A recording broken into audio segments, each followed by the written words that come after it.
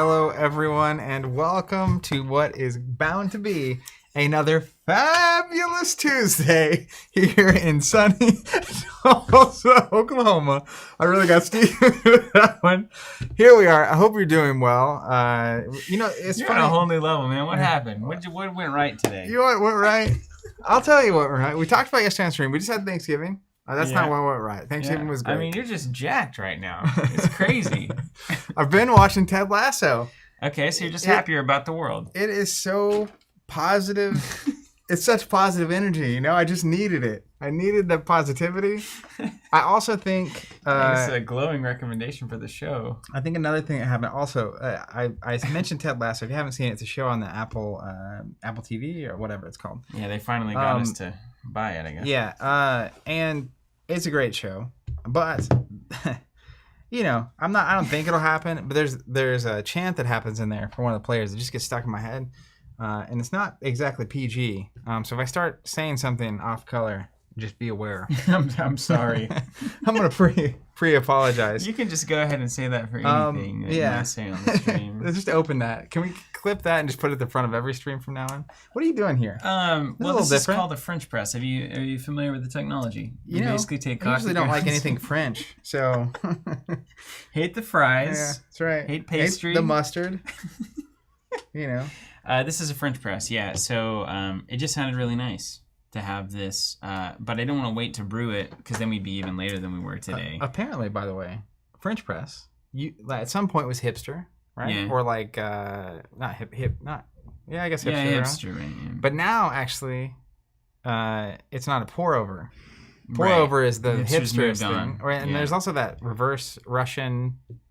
The mocha pot? Prayer, I don't know. That's Italian. That's what I use at home. But apparently French press is now what elderly people like us use. Okay.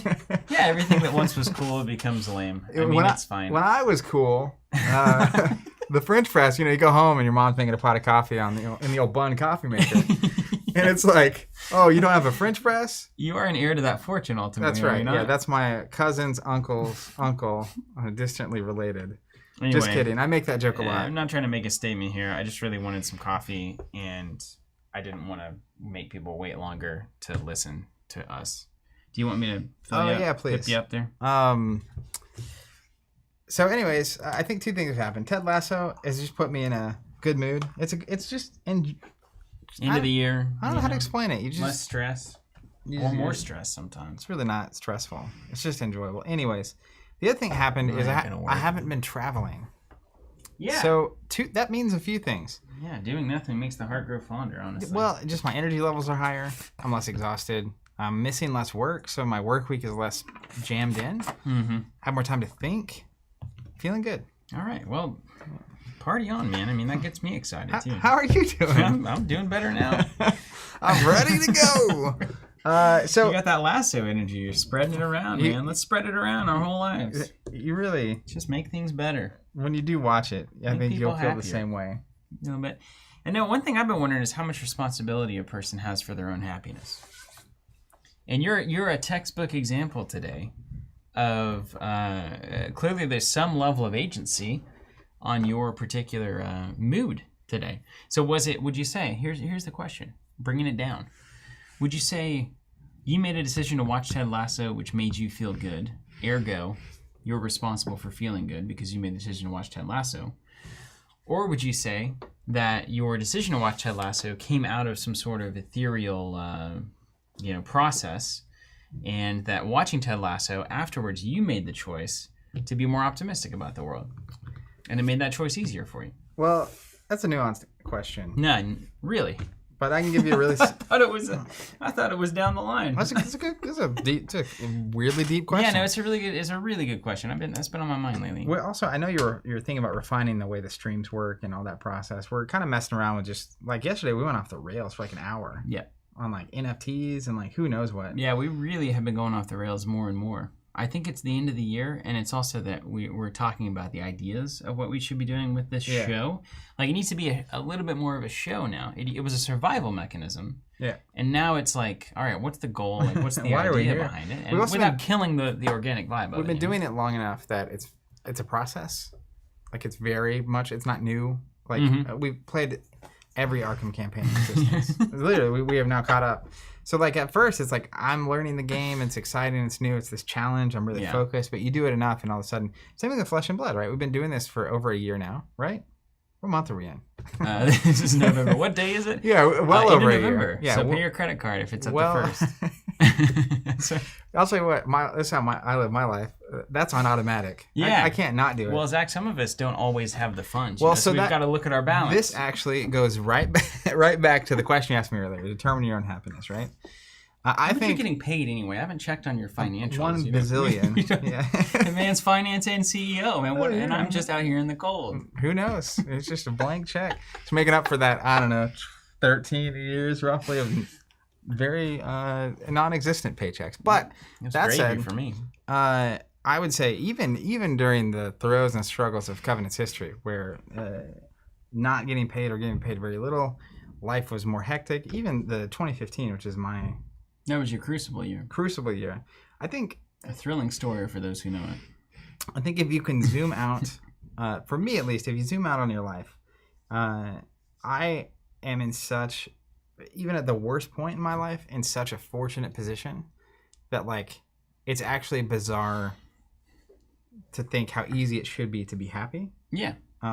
Just in terms of, like, opportunities available, education, friends, family, people in my life that care, health, security, like haven't had to, there's just honestly, so like for me, and Ted Lasso does a good job with this because the main character, Ted Lasso, accepts a really crazy challenge at the very beginning of the show, right? That's the impetus for what we're following. Okay. And you find out he's going through some very tough stuff. But he's an exceptionally positive person, and he just turns every room he's in, like every situation that shouldn't be in his favor, like he's just so positive about it that like people can't help but like want to help him and root for him and cheer for him. And like, he's an American football coach, college B. He helps Wichita State win it's like a B. Wildcats or Bearcats, smaller. Beavers. School? Anyways, small school in Kansas. They win the like Division II championship. Then he gets hired by a football team. Football, yes. To become their head coach, which you then learn the owner, who is a lady who just got divorced from her husband who loves the team, but she got the team in the what is trying to tank the team. So she hires an American football coach. And so, but there's this drama that's happening, but he's so... And like everyone in Britain hates him because it's like this American who thinks he can come in and coach this team, right? It's a story about that process, and he's just so positive. Anyways, isn't it wild? So many times, and these are the most heart-wrenching stories. You see them. I think the internet does a job of this. Like the people with the least like seemingly tangible reasons to be positive, happy, optimistic are the ones who are most positive, happy, optimistic. It's like guys like out helping people and spreading good cheer and whatnot, and you find out like wife died last year, and like it's like really awful. I mean, it really makes you question how your perspective influences your perception of everyday life. Yeah, and that's what I come back to with that question with Lasso, etc. I guess how much responsibility do you have for your own perspective on things, and how often can your own perspective be subverted by circumstance and other people and other things around you. And like one of the things that I keep coming back to is this social media thing. You've heard about it? The kids are into it, really? It's like they share things online. We still are a little hipster. They post We're like things. antisocial, yeah. But it's like, to me, it seems that every metric is basically negative to it. It's just like it pretty much never is making you happier. It's giving you small drips of dopamine that are not satisfying and wasting a lot of your time that you could be using to do actually things like building things and contented pieces of this your, somehow going to loop into the NFT conversation about real value, but maybe. But it's just that, and yet, you are you choosing to engage with it or not? Because at a certain point, it becomes an addiction, right? And then it's like, well, can you be held responsible if you're addicted to social media that you're not willing to tomorrow say, I don't want to do this anymore because it's going to make me happier if I stop? And like the whole psychology of addiction itself, and like the little things we're addicted to as human beings, not the big, like self-destructive things, but like, yeah, coffee, you know, these kinds of things. But hey, or like this is the habit that I find joy in, but it might make me more tired later. You gotta be careful about that. It's like, that. there's like so much swirling there. I've been slowly reducing the amount of coffee beans I put into my coffee to just explore decaffeinating to a certain extent. You know, pretty soon you're drinking hot water. I mean, if it sparks as much joy for me, then I'll be happy. I got into tea again. I do like tea, but tea has caffeine, right? Some of it does not. Some versions of tea, like some green of the red. stuff, the red, I think green does. At least the green that I have does, and then I think the rooibos doesn't. The red tea doesn't. There's some jasmine teas and stuff. They're just very pleasing. I mean, what I will say is, I guess this is the nuance I wanted to get out, is that some people have a very difficult life position. Like even you're talking about that show Made. Sounds like that character has a really tough position in life. So tough, man. And people go through a lot of things. So I don't want to answer this and say, yeah, you're in control of your own happiness. Sure. Right, because not everyone's in control. That's never true. Yeah. I mean, it's never that simple. Right? But I do think that you're in control of your enjoyment of life and happiness to the maximum that your life is going to allow that to exist. Like there's a spectrum that you're essentially given based on your environment and circumstance, and you do have a choice to swim this direction or that direction. You do always have the choice. So yeah, it's interesting. Yeah. Now, that's some tough. people are put in a scenario where that's a difficult choice to make. Like there's a lot of, even just historically, some horrible situations humans have been put in. Sure. It's like, yeah, I mean, you can tell me that, and I don't want to go to any, I'm thinking of examples, like I don't really want to go there, you know, but like just the reality of like, you are in control of how you interact with your environment, regardless of how harsh that is. And hopefully most people aren't in that position in general. Yeah. But yeah, I do think it affects everything. Like you that's why I love that show so much, is you just see it. Like, levels of control, man. He wears people down with how positive he is, and they can't help but like. And that, but which is what part of he has relationship troubles, because he's like too positive. Yeah, it's like I'm just exhausted by. And you ask a question about a character like Ted Lasso, and I know some people like this in my life. Did they set out to be that way? Did they choose that, or have they always been that way? Is there some sort of a genetic/environmental response? You know, that kind of deterministic idea, where their optimism stems from the experiences that they've had, and or simply like the genetic things that they have inherited. I definitely think people are predisposed to that. Drawing that line is difficult based on their environment, their tendencies, and their personality and everything. But I do think that it is like a lot of things. I think it's a mindset that can be developed. Yes. So that you know, like if you're easily stressed about stuff and you think about things and you're questioning yourself a lot and stuff. So like I think over time you can get to the point where you're more optimistic, more positive, more hopeful, more joyful. But it's a challenging, it's just like anything else, right? Like you can start eating healthier, you can start working out. Yeah. But it's very difficult to do that day in, day out. Yeah, motivation is tough for me.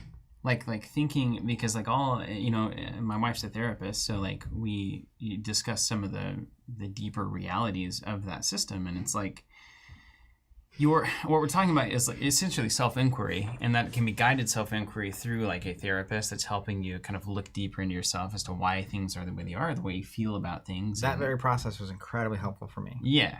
And then changed my entire perspective on life. And that process can also technically happen absent anybody inputting as a third party.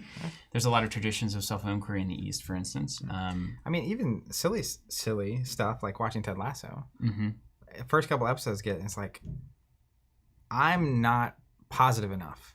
Yeah. In my own life. And like he's very good about paying attention to people, remember people's names, like picking up on stuff and like caring. He's just good about caring is really what it is. He's not just I'm happy and positive all the time. He just cares. Yeah.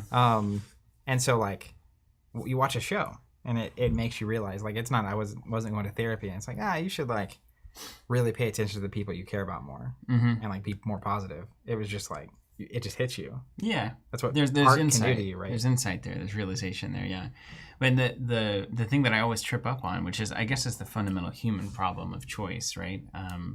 Between determinism and free will, but it's like, why is it that you can have the same people in extremely similar circumstances, exposed to extremely similar situations, both know what the right thing to do is, or what the more positive thing to do is, and one of them chooses to do it, and one of them says, I just can't. Like, I don't have the power. Like, I know that I should be doing this. We all know we should be exercising more. We all know we should be meditating, right? We all read the articles. We should be eating better, etc. But some of us do and some of us don't.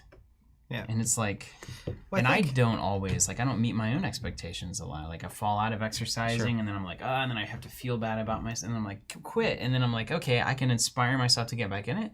Sometimes you can get to that place where it's like, I feel so bad that I can't even inspire my way out of it. Absolutely. And I think that's where you get into, like, depression and anxiety and all that stuff. But a good example, that's just look at siblings. Raised in the same house, in the same era, in the same circumstances, probably the same context and resources, and like I have 3 brothers, and we're all very different. Sure. We have some similarities, you know, but and same with you and your brother, some similarities, a lot of differences. And where does that difference come from? It's crazy. You know? I mean, it's kind of like that wind of a butterfly's wings, or whatever that theory is, you know, that like, or like if you were to go back in the past and like, you know, kill some insignificant insect, that it would fundamentally change the course of human history, the butterfly universal history, right? Butterfly effect. But like, think about that on a macro scale / micro scale on a human life. Like, every word that's ever been said to you, every impression that's ever been made on you, like every random experience of whether it's getting passed too fast by another car, or like swerving once, you know, or like hitting a pothole the wrong way, can impact the way you drive for the rest of your life. It's like, oof. Yeah. What are the human potholes that we're hitting in? In one of my favorite movies called Mr. Nobody. And at one point it shows a raindrop.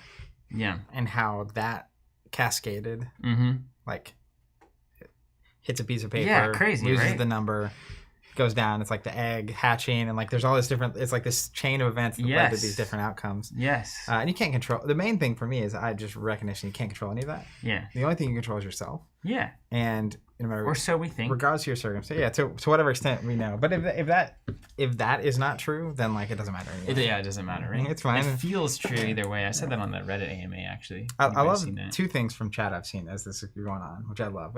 We just get into this and I forget it's even there. Yeah, here we are. But one thing, this is such a great. We're gonna play Briar vs. Oldham today. That's right. Right on. Lightning Briar, Oldham. We'll see where we go from there. Jake saying this is great marketing for Ted Lasso. Saying I was going to say that season 2 of Ted Lasso explores why positivity is not always enough, especially when it has been used to avoid trauma. Yeah. There's a range there. The other thing, where is it at? Let me find it. This was funny. John saying all this talk about positivity is just a setup for when they start talking about a Briar meta, which is really funny. Where's the other thing? There was another comment I read. I was like, I really want to read that, but it's been a minute. Anyways, if you left a good comment earlier, you know, thanks. Leave it again. Maybe we start having tea time. Just get coffee on stream. We can make some tea. I don't know. You said you're getting into tea. Yeah, that seems a little derivative. I like tea. TCT time. I don't want to. There's kind of a presumption, you know, to that kind of a bit. To having tea? Well, just, you know, what's involved in it. Dennis says, is this the right channel? You guys playing Fab today? Yeah, we are. All right, hold on. There might be a loud noise, so watch out. Carl Nielsen saying, this is why I love TC. Tune in for the card game, end up with a philosophical discussion. Inspired by Ted Lasso. Sometimes it's right, sometimes it's not. Agent Zero, appreciate this. Thoroughly enjoyed all the interviews this late. Steven on Arsenal Pass and Zach on Red Zone Rogue. Thought-provoking conversations to be had all around. Truly a great time. Yeah, if you haven't seen those, you can check out those channels. I was on Red Zone Rogue, and then you were recently on Arsenal Pass, and I watched that. You are way funnier when I can actually pay attention to you. I say that a lot. Said too. That's a good joke.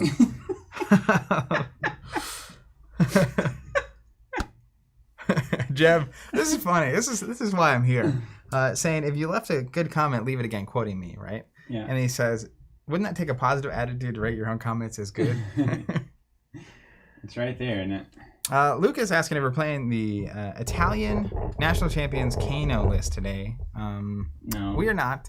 We may well. Kano wins. You got to talk about it. But I just to cut straight to the chase. Kano's a spoiler, man.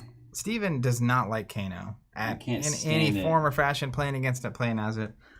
So on the note of joy and positivity, I just don't like bringing that energy to the room. You know. Oh yeah, Arsenal Pass. That's what I was talking about. Ty saying you guys crap talking each other was his favorite part, but he said it in other words. Oh, good. Adventure Co saying I'm here for the camera fixing stream. What's up? What's up, AJ? I like on the interview note. One thing I feel I was literally laughing very hard when you were acknowledging my Plunder Run passions. Yeah, it's devastating. Yeah, it's a good card. You know what's crazy about Plunder Run? It doesn't make sense why it's so good. Mess with your head, right? We've been doing this Fab Foundation series, and it's like, well, the math? It's just a card for 3. It's just a +3 that replaces itself. Which is really a 0 for 3. A no card, no cost. Yeah. If it hits. Which is, it's fine. That's on paper, that seems fine. Yeah. But like you look at Sigil of Solace Red, right?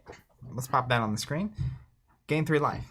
Mm-hmm. Card for 3 health. Very similar. It doesn't replace itself. So if Sigil of Solace said gain 3, draw a card. Draw a card. I mean, that's fantastic, obviously, right? Or if it said the next time an attack hits, gain 3 and draw a card. Mm-hmm. Yeah, that is good. I guess the canceling out the cost of the card is tremendous.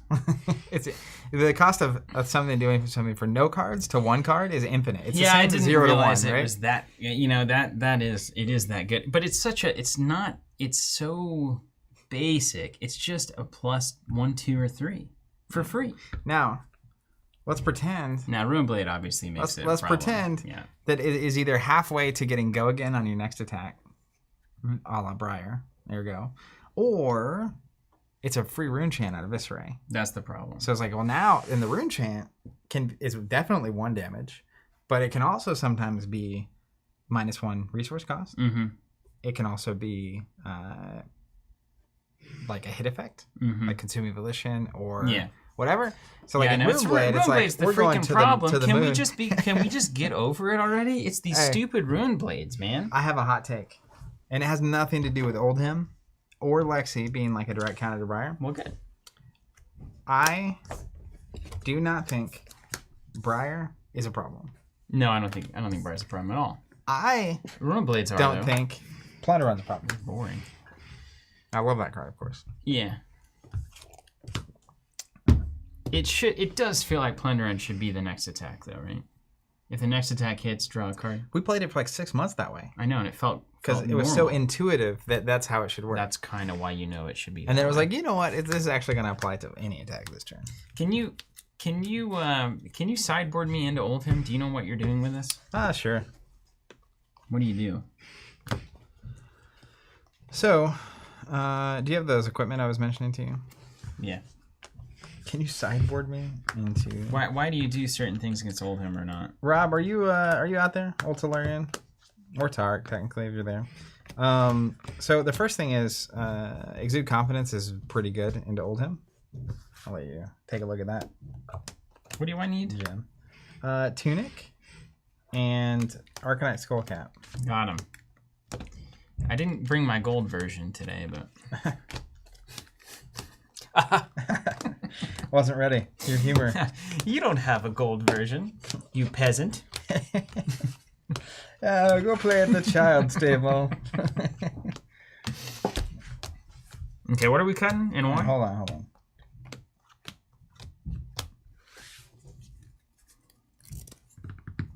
Okay, so it's really less about what are we cutting and more about what do we definitely want to get into this deck. Mm-hmm. So Oldhim has a ton of defense reactions, including his ability. So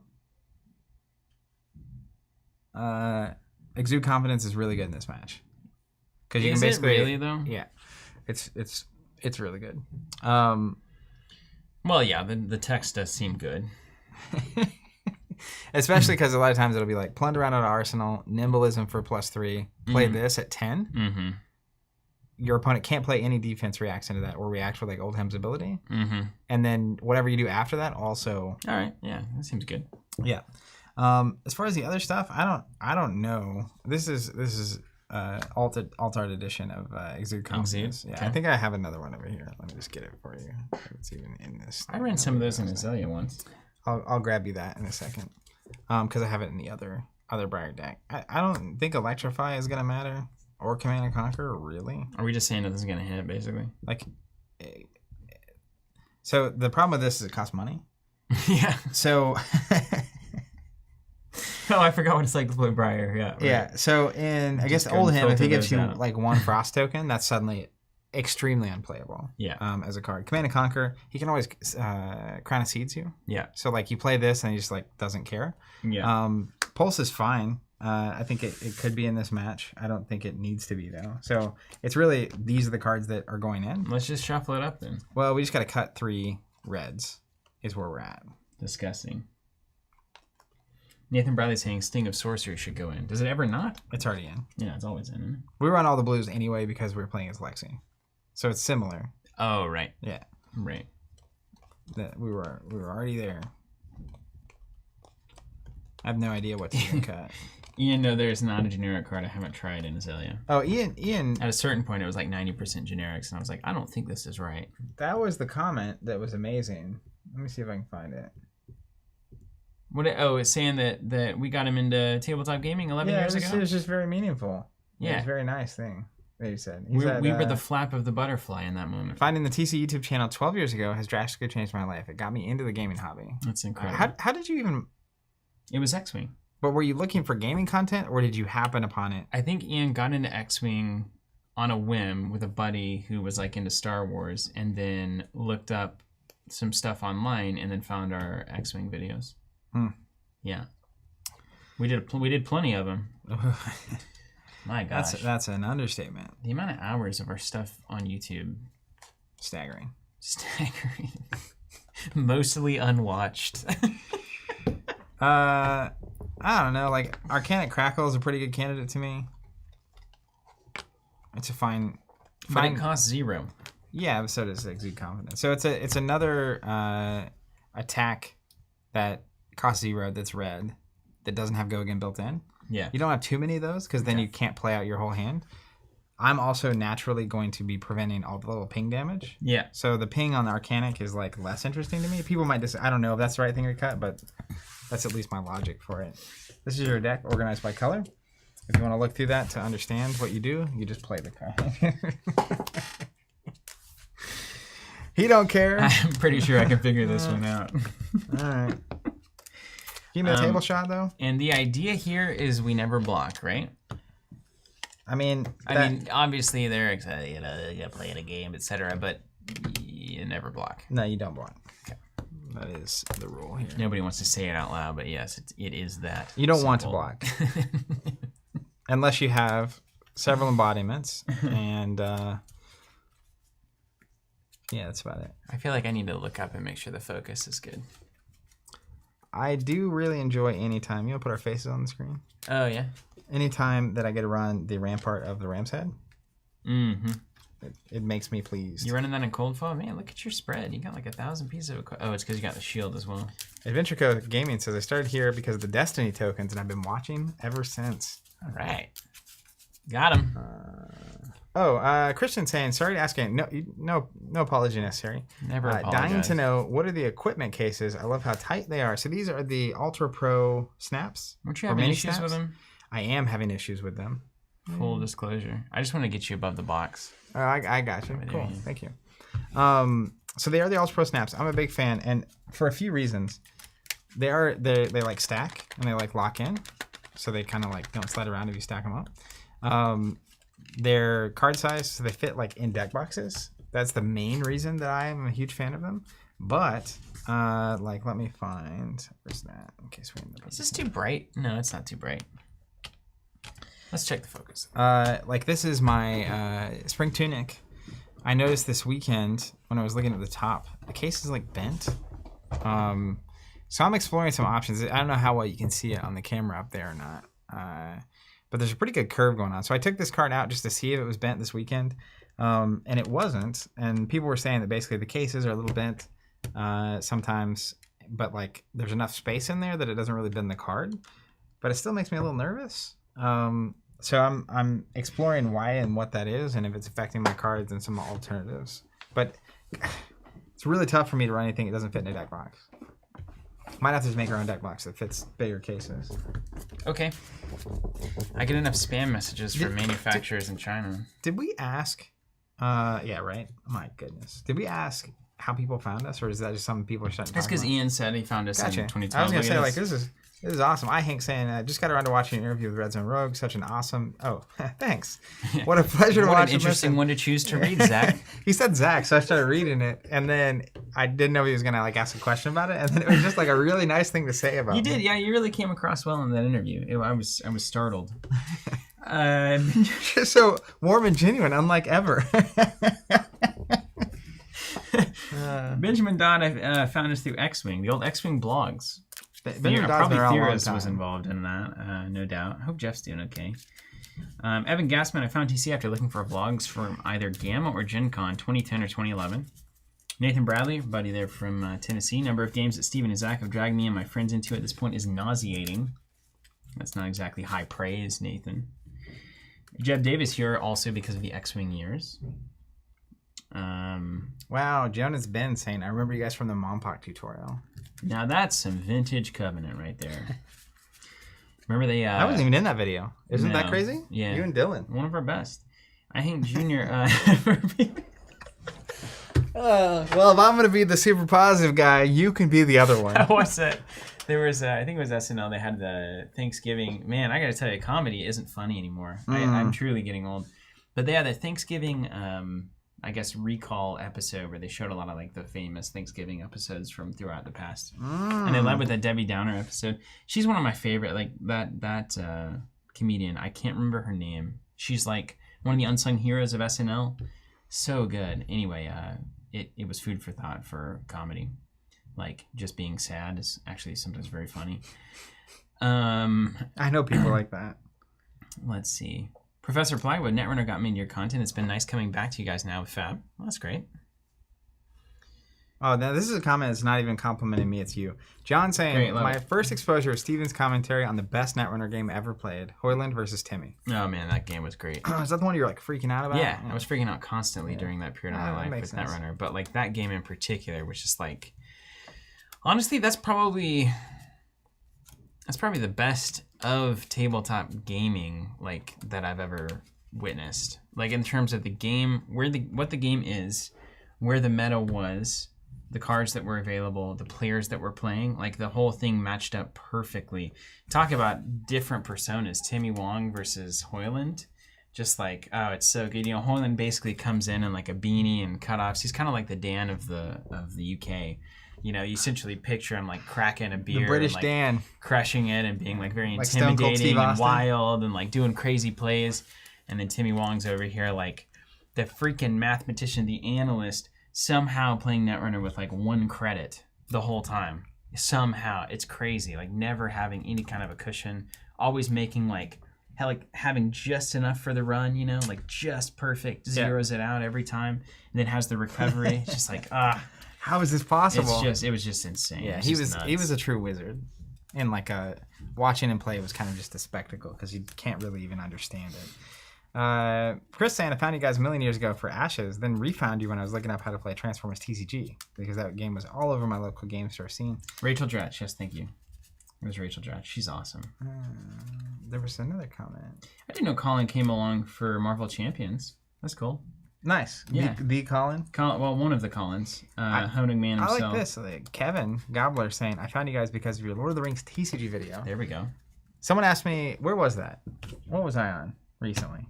I don't know what you were on recently. I think it was Red Zone Rogue was asking me about the do we consider like the target audience when we're making content and or the ROI? And I was talking about the throwbacks and how like, you know, there's a loose understanding that people that may otherwise never be aware of us might become aware of us through that stuff. But it really starts with a genuine interest to play every card game that's ever been made. Yeah. Like today I got a shipment in of new stuff because I was running, my queue is getting thinner, right? Yeah. Of games I own that I play. And you know, there may be some like My Little Pony starters in there. Got to turn over every leaf, you know? That's right. Rainbow Dash or bust. Here we go. While you're here and thinking, can you tell me the idea about... Yeah, what do you mean borrow a tunic? You got a fancy tunic right there. Well, if I play Viscera, we're going to need both tunics. You can use that one. Oh, no, it's fine. I have the Viscera deck here. What should I be looking for in terms of when to use the grasp? I see people use it at times when I'm very confused by why they're using it. Usually when you have 2 resources you don't have anything to do with. Okay. The other thing is if you have a hit effect that needs the arcane damage, also it's a closer. So you get down to your, like, a lot of times you'll go wide enough at the end and they're on low health that they block with all their cards. Mm-hmm. And if you have like a blue, you can create a rune chant, swing the sword, which is 1 arcane, 2 arcane, 2 physical. Right on. To cover all of that, they have to have 3 cards. Okay. Which is very challenging. Yeah. To do. All right. Makes sense. Okay. Oh, cool. Found us through the Star Wars Destiny deck fundamentals there, HP Hun. That one where I did all the math?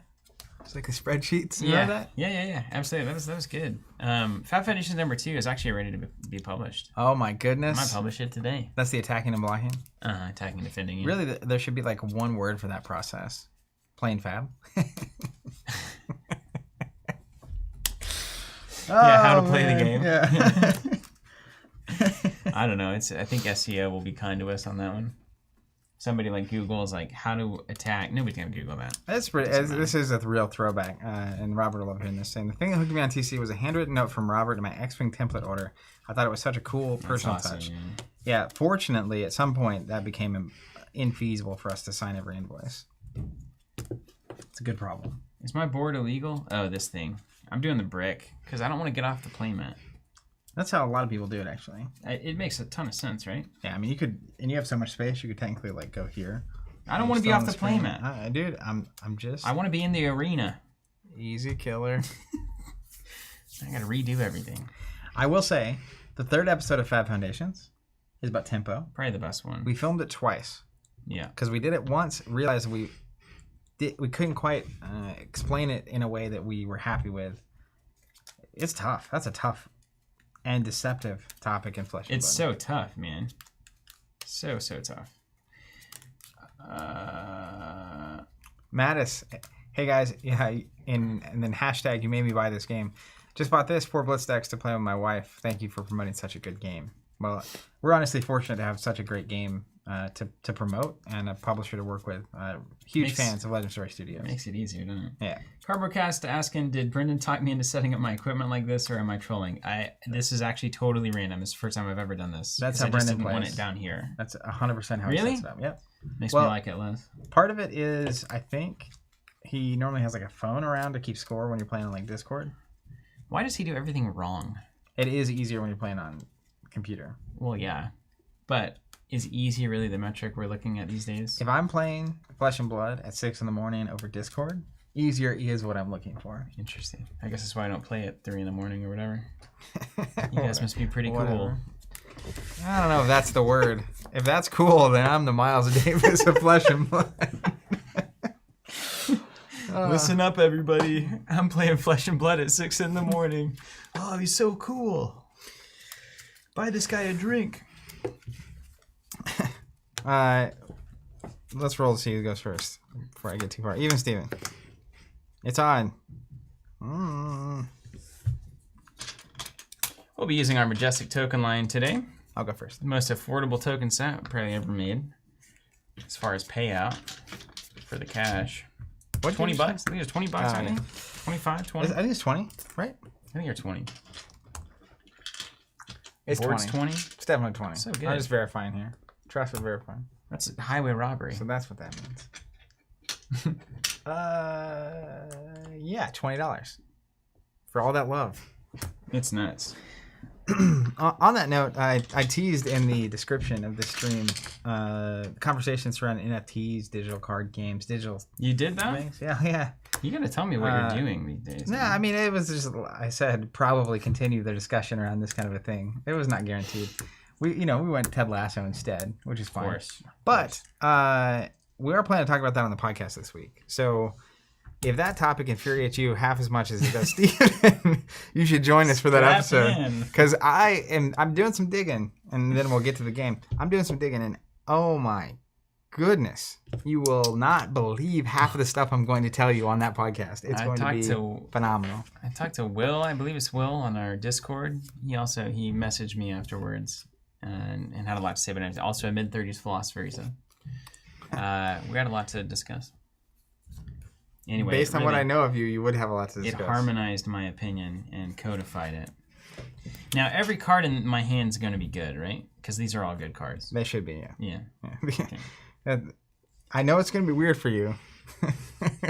Coming from Azalea. To feel that way, but yes. Chaos said, did Bolton fail the test so quickly, Steven? Actually, Bolton has passed every test Bolton's doing far. great. Bolton's crushing, but we just got to see the meta and have opinions. Here's what I'm going to do. I'm going to pay 1, trigger my tectonic plating to get a surge token, which I need to get out of my Bravo deck. Where do you keep your surge? Is that in the basement? Yeah. It's in my Bravo stack. You kind of got a little spaceship there. You're a little sideways, man. It's driving me crazy. I'll fix it. So everything needs to go. Cameras are weird. It is a little weird, man. It's gotten weirder. Is that better? It's acceptably okay. Approaching acceptable? That's right. Now remember, we got to play Fabrica style. What's a Fabrica? Is that a YouTube channel? Yeah, you got to check it out. Yeah, they play very tidy. It's very, very nice. Oh yeah, where they walk through the phases and stuff. In great contrast to whatever we sling down here. There's a 0% chance I'm going to be capable of that. Then for my next trick, let's. Also, what's the game plan? What are you trying to fatigue me? Is that the idea? Oh, can I get the boards and the dice system? Oh right, yeah. Health, etc. My plan is, fatigue is a way of life, but it doesn't necessarily have to be you just play good fab, and sometimes it ends in fatigue. Right? My Oldhim deck wants to take as little damage as possible and disrupt whatever it is you're trying to do. And your Oldhim deck is the winning deck from something? Yeah, this is the, I can just pull it up. Let's give credit where credit's due. Also, speaking of credit where credit's due, go on. You were mentioning how much I flopped with Earthbriar at Nationals. Wait, when was I mentioning that? On the Arsenal Pass podcast. Well, you're not supposed to listen to that. I know you don't watch any of their videos. When you're on, I have to watch it. Michael Hamilton. I'm tired of hearing what I have to say. Anyways, most of my losses came in the draft. Put it that way. Is that true? Yeah. Yeah. I went. What was it?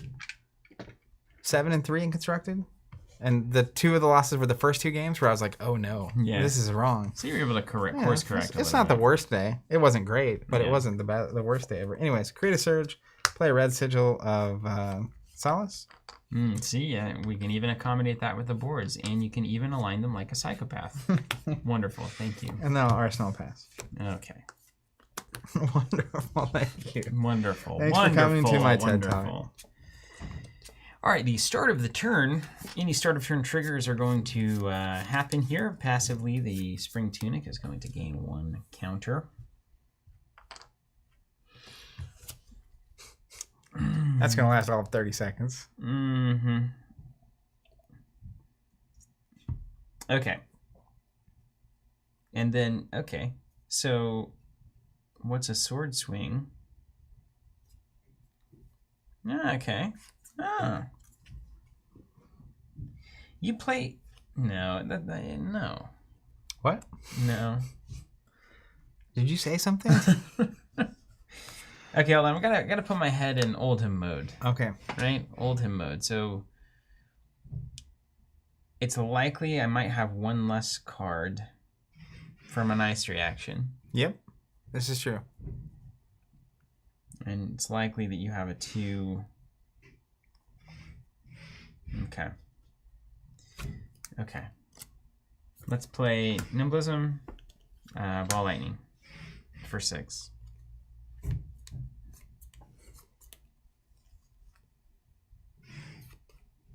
With go again. 2 cards in? Yep, 2 of them. Alright, I'm going to play Blizzard Instant. You'd have to pay 2 resources or Ball Lightning loses go again. Acceptable. Loses go again? Yeah. Yeah, because if you lose the 2, you may as well not have go again. I suppose it just depends if you're going to play an ice reaction or not. Depends on if you pay 2 or not. I'm not paying 2. Alright. In that case, we will block 6. Mm-hmm. Here comes the snaps.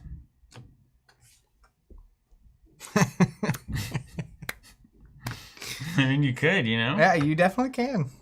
I won't stop you.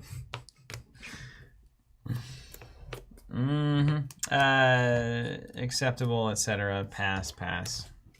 I probably have all of them. Probably are all of them. Go here. And draw it. Alright, search pops. Am I really supposed to pitch those ball lightnings like I told him?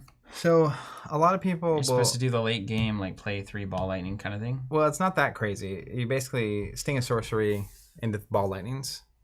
So I need to be playing that late game pitch, set up the hand game. But, like, you only ever pitch a couple times. Right. You literally will pitch 2 or 3 ball lightnings, 2 or 3 sting a sorcery. So, like, your best play is sting a sorcery and arsenal 1 in hand. Mm-hmm. Sting a sorcery. Ball lightning does 3 arcane with 3 physical. The next ball lightning, every instance of arcane is actually pumped. So pitch the ball lightnings. I'm just going to swing my Frost Hammer for 4. If it hits, you get a Frost token. Yeah. And I think I need to block this, right? Oh, that's true. Worth knowing. Blizzard is loses and cannot gain go again. Right on. I'm not supposed to block, right? Isn't that the whole idea? This is why this is a decent match, is that I can present a thing that's going to make you pitch at least 1, which then also messes with your pitch stacking, right? Yeah.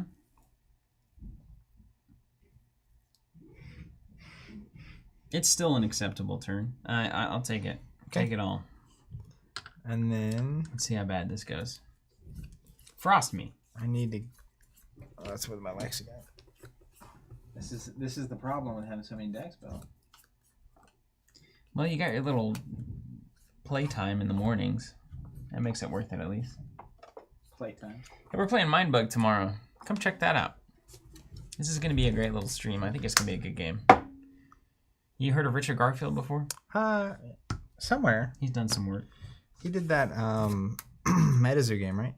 He did. Over to you. Okay. Frosty. Tunic up. Okay, I'm supposed to be pitching ball lightning, so I now have my idea. Let's do a plunder run. Let's pay for it with a yellow ball lightning. There it is. Following instructions. You've read the manual. I guess. That's Let's go plunder run into Ravenous Rabble, revealing a black card. So it's actually a -0. Is that a red? That's a red, yeah. So 3 plus 3, that's a 6. 6. It's all draw a card.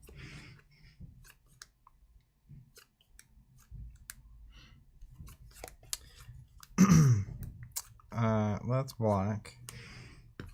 Defense step. With the old tectonic play. Okay. Reactions. Reactions. Yeah, you're good. Paper scene. Okay. Leave that on top. I'm gonna pitch in a lightning press there. Currently a 9. 9 to 6. You got it. I'll take 3. Draw a card. Yep. I knew what it was. How? You have an embodiment token. Oh yeah, I get to do all of that stuff. Golly. How many cards and tokens need to be floating around this game? Welcome to the meta. Oof. Gross. I guess you'll technically need that too.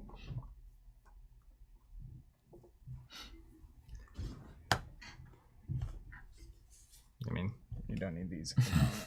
Look at all this. Not bad. Remember when it was a tidy, That's right. simple game? We're just swinging swords at each other. Where does this even? That's fine. Where does this even go? Let me put dice on it. Embodiment of Earth. Okay, 1 for 1 damage. Then we're gonna do big enlightened strike for 5 with go again. I've got 1 floating. I may as well swing, right? Mm-hmm.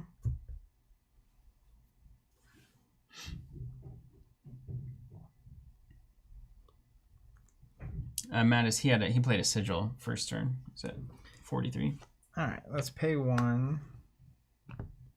Trigger this, and I'm gonna block with the shield as well, so that'll go under. I draw a card. Prevents the next damage I would take from the crown. Blocking for 1 here, and then we'll block here for 5 total. You got it. And then Thorn up. 2 arcane. Take it. 2 physical. Take it. All right. Who's laughing now? Who's laughing now? Hold him. All right, 1 ball lightning on the bottom. Mission accomplished. Right. Some dirty cards in here. Like, bad cards. But they have a 0 on them.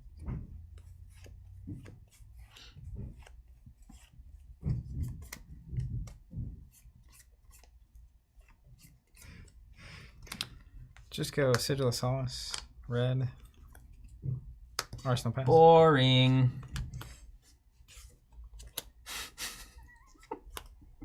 Heard it here first. That is the Noir version, Bradley. Nathan. As I call it, Enlightened Strike. Over to you. Uh-huh. Okay, so I think this is where I actually create the thing. Yeah. I need to get in that rhythm of I need an arsenal card. This is bogus. Yep.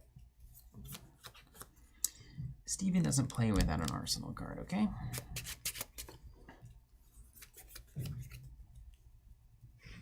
Let's game tune it. It's a good start. Tunic up. You read a tunic up? I have. Really? Really? Is that true? Okay, let's activate the grasp here. Hello. Hey. Now it triggers on the sword as well? Any attack, yeah. Unless you're attacking into an aura. Then they don't trigger. Yeah, that's fun. You know, it's not how the Lord made them. That's funny. This isn't as good as I want it to be. Yeah, it's not just lights out every turn. Yeah, right. All right, we'll play a Captain's Call for +2 there. There's an Scar 6 would go again there.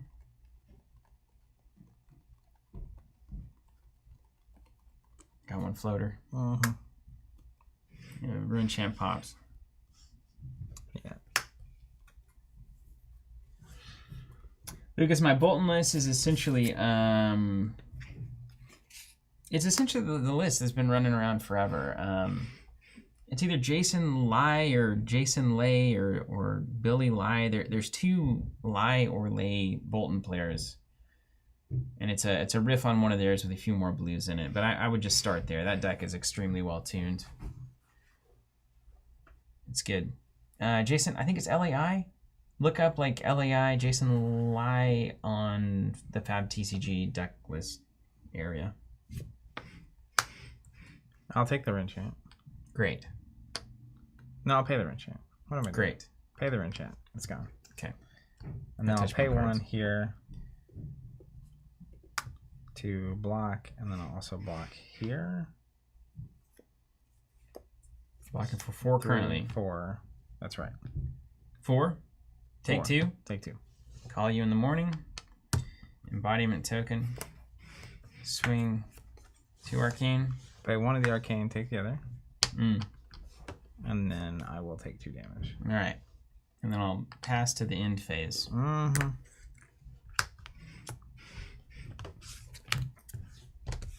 So far, so good. I don't like this blue Captain's Call being down there now.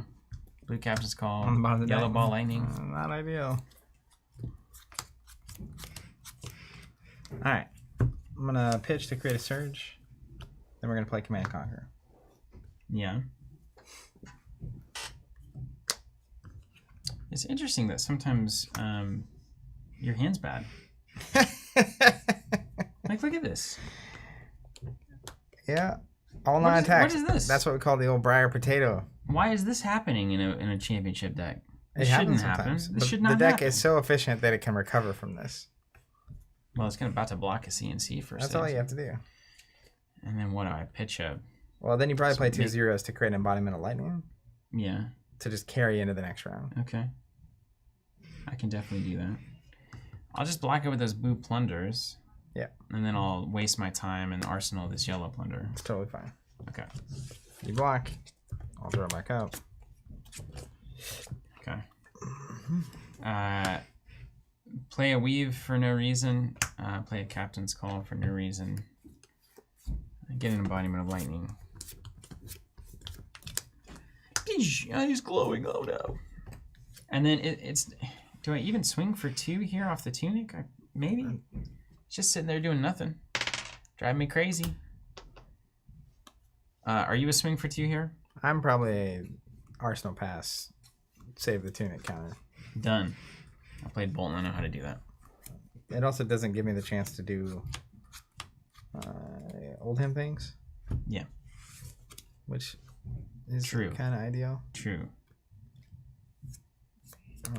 Weird hand. And is the idea that you never actually confuse cards? Confuse cards? Like confuse your cards? Because there's not. I'm finding cards with fusion that are not having their friends. You just fuse when you can. Like Arcanic Shockwave, right? As an example. Mm-hmm. If you don't have lightning cards, fine. Okay. Let's play Terra Sunder.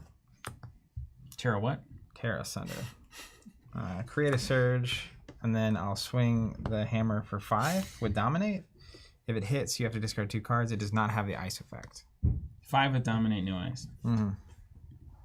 1, 2, 3, 4, 5. Well, you may as well block if you got a discard anyway. That's what I say. Bryce wondering, is it a coincidence that Fab and Star Wars Destiny have so many cards with the same name? Turns out, there's only so much you can do with 20 characters at the top of a card. But probably not. I know there's some inspiration on the names from a lot of different games. So I suppose this won't matter much, will it? I don't want to lose 2 cards, but I also, man, I really don't want to block. Whoa, it's like hard. Oh, I've got Embodiment Lightning. That makes it easier. Yeah. See? There you go. That is easier. Okay, let's block with 2, and I'm gonna waste some stuff. 3, 4, 5, 5 there. Okay. I don't like it. It's ugly. Using a skull cap like an idiot. Horrible. Them's the beats sometimes. Ooh, nice. And in your Runeblade experience, is there any rule for when you create the token, the Rune Chant token? Do you want to do it on the sword, or do you want to do it on the first attack? Doesn't matter. It really doesn't. I mean, if you can threaten something worse by not spending it up front, it's like sometimes it'll look like you can maybe play like a Command and Conquer or something. Mm-hmm. So maybe I don't fully do something. Like you probably always better to wait then, huh? Unless there's a hit effect that matters. Unless you want me to pitch the card. To prep, like if you're not doing something that I'm going to want the resources floating anyway. But if you're planning to swing the sword, it's like sometimes, as an example, you'll like do an attack that triggers it, get them to pay it thinking you're going to swing the sword, but then actually you just Command and Conquer. Yeah, you and now they're down a card. Yeah. Okay. I like that. That sounds like a thing I would want to try to do.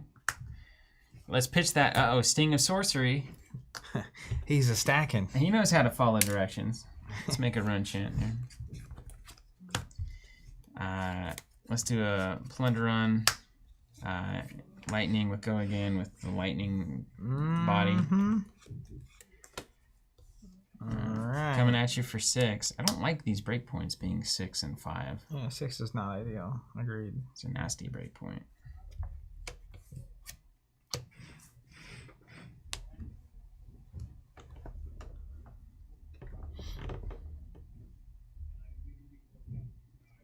Six. 1 Rune Chant's gonna fire there. I'll take the Rune Chant, I think. Got him. And then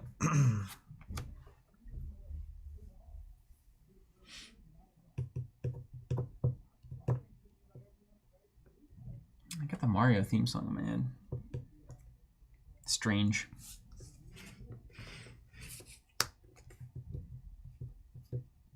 Let's block for 6. You did it. Sword up. Yeah, take 4. Ooh. Just take 4 like that? Yeah.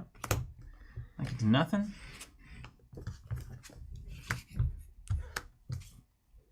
I'm going to put this in the arsenal.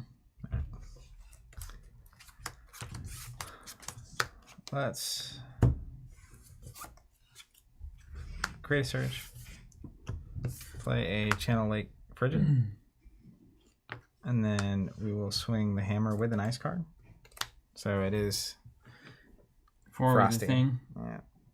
And just you wear Channel Lake Frigid and all its lovely intricacies. I'm aware of it as an idea.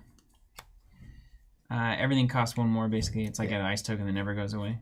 Cards and activated abilities, yeah.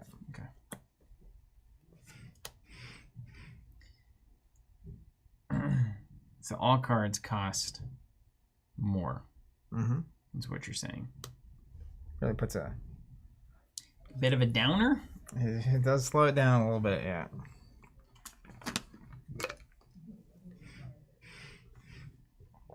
It's a good opportunity to remind everyone out there. It's a good opportunity for me to drink some water. You've been sitting there for a while and only sipping on your tea or coffee. I know what you're thinking. Hydrate.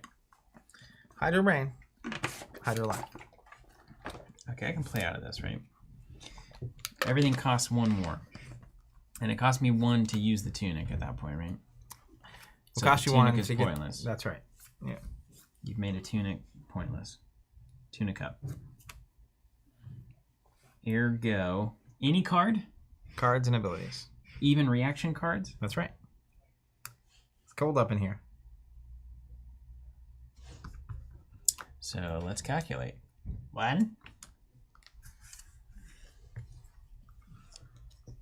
2,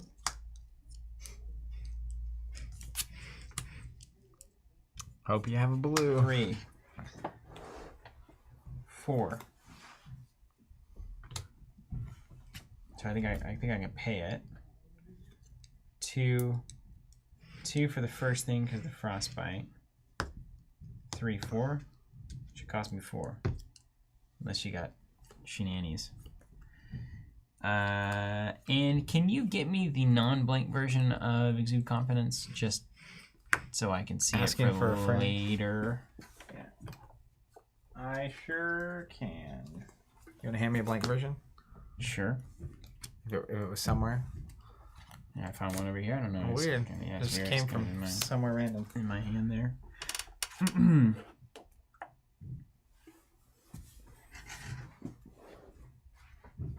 Okay. We've figured it out. We're taking 4. Okay. Get a Frosty. Did you remember that old Wendy's thing where you got a free Frosty like every time you breathed? Yeah, that was a dark phase of my life. I sure did remember it. My body remembers it. All right, Plunder on. I'm going to pitch a blue. I'm going to have 1 floating, 1 for the Frostbite, 1 for Lake Frigid. Then I'll play Exude Confidence. Cost me 1. Coming in at 6. No funny business unless you block with a 6 or higher.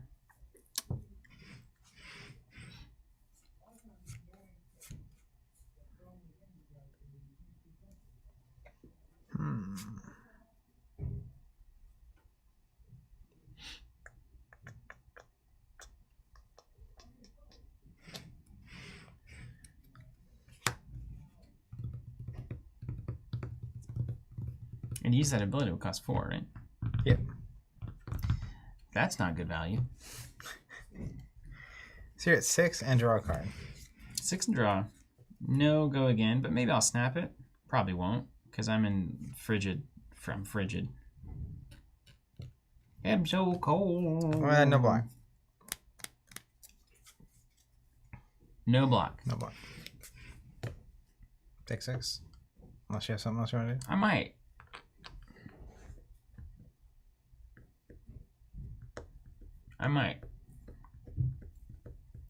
No, I don't. And this is the campaign during the entire chain. That's right.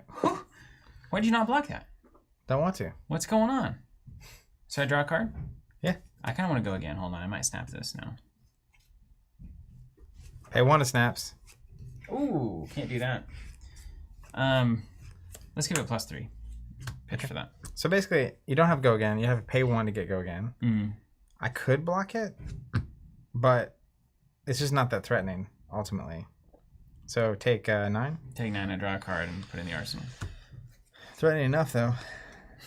I mean, I'll take a swing of 9. Yeah. And this stayed because it's doing its thing. All right. Over to me. Yeah.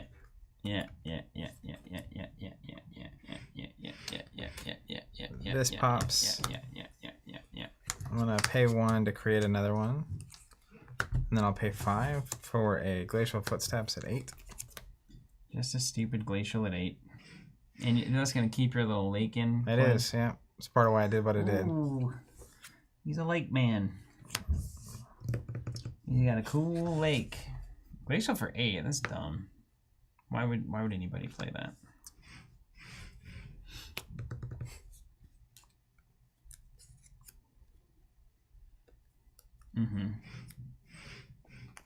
Okay, so we can do 1, 2 there.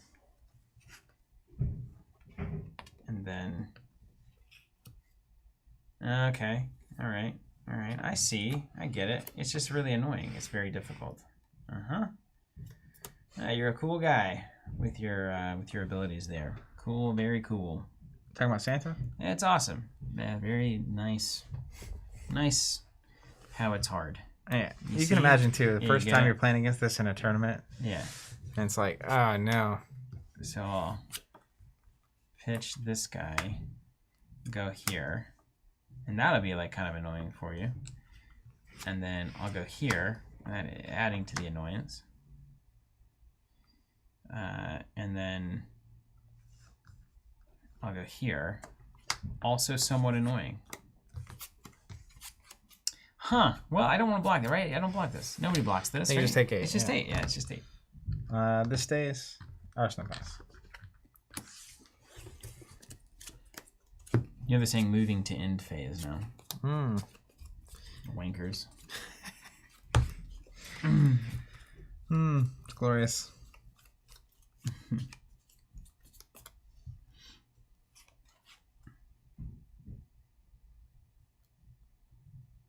Okay.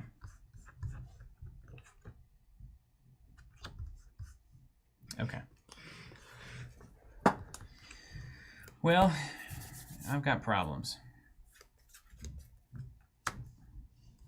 Am I really supposed to pitch these ball lightnings?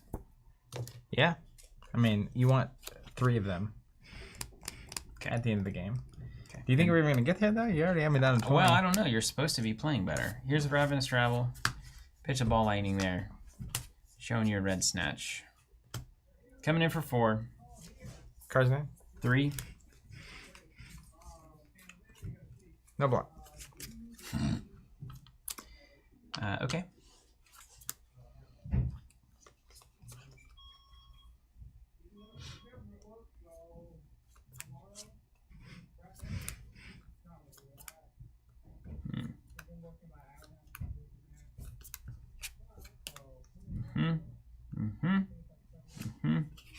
One embodiment there.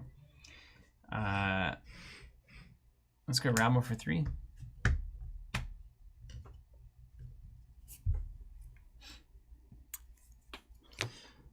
Let's block for 3. Equipment. You mean another one of them armor tokens? Yeah.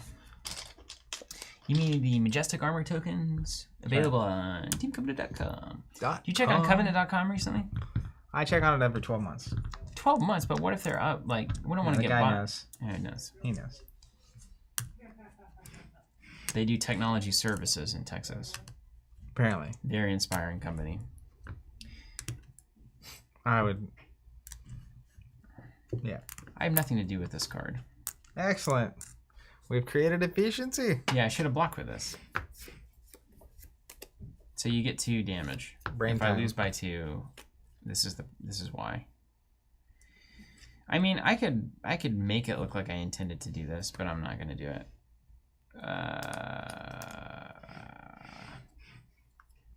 No, you know what? I'm pushing. Let's push. I'm gonna search for 4. Pitch.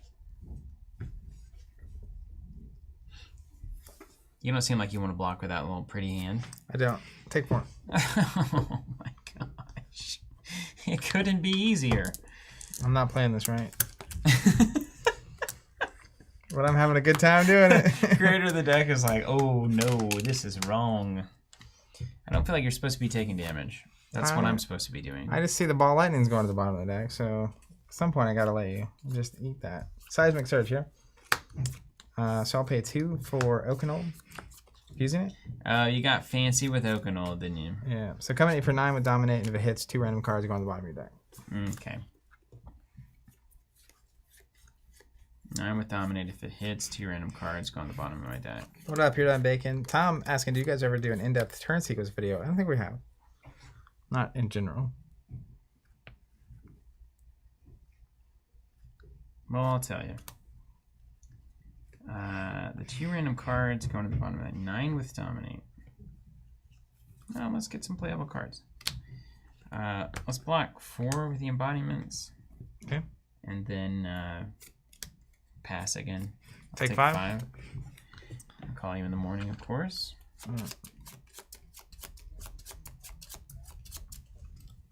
You can keep this one. Those go on the bottom of your deck in the order of your choice.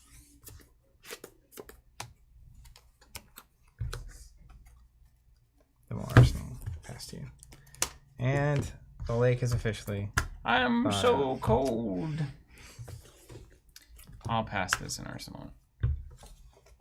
Back to you, 5 cards. You're not Bacon. How is Fab holding up? Core gameplay respected. It's great. It's holding up, honestly, quite beautifully. They're obviously math people. Righteous Cleansing for 10? You're not. See, you're playing like an old bun. You're not playing like an Oldham player. You gave me a full hand. Gotta take advantage of that. Yeah, I mean, that's good. 10 stuff. 10 coming at you. 10 coming at me. If it hits for 4, I gotta look at the top 5 cards. And banish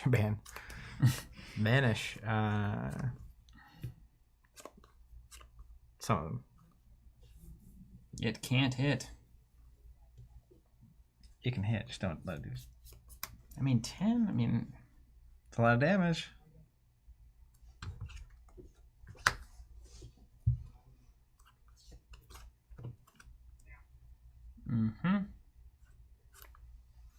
Josh, I have played Terra Sunder on Okanold, but usually when I don't fuse it, fusing it and doing that is kind of redundant. I'm trying to play fundies here, but it doesn't. You don't really want me to do that. There's not really a. Yeah, right. Full hand Luke there. Ugh. You got that one Arsenal card still? Uh-huh. It's probably just there for the crown seeds, honestly. All right, let's do 4, 5 on the cap. Or, I'm sorry, 6, 7 on the cap. Take 3? Yeah.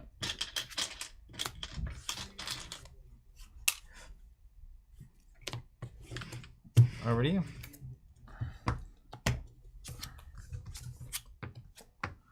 All right, let's go Enlightened for 5. Let's draw a card.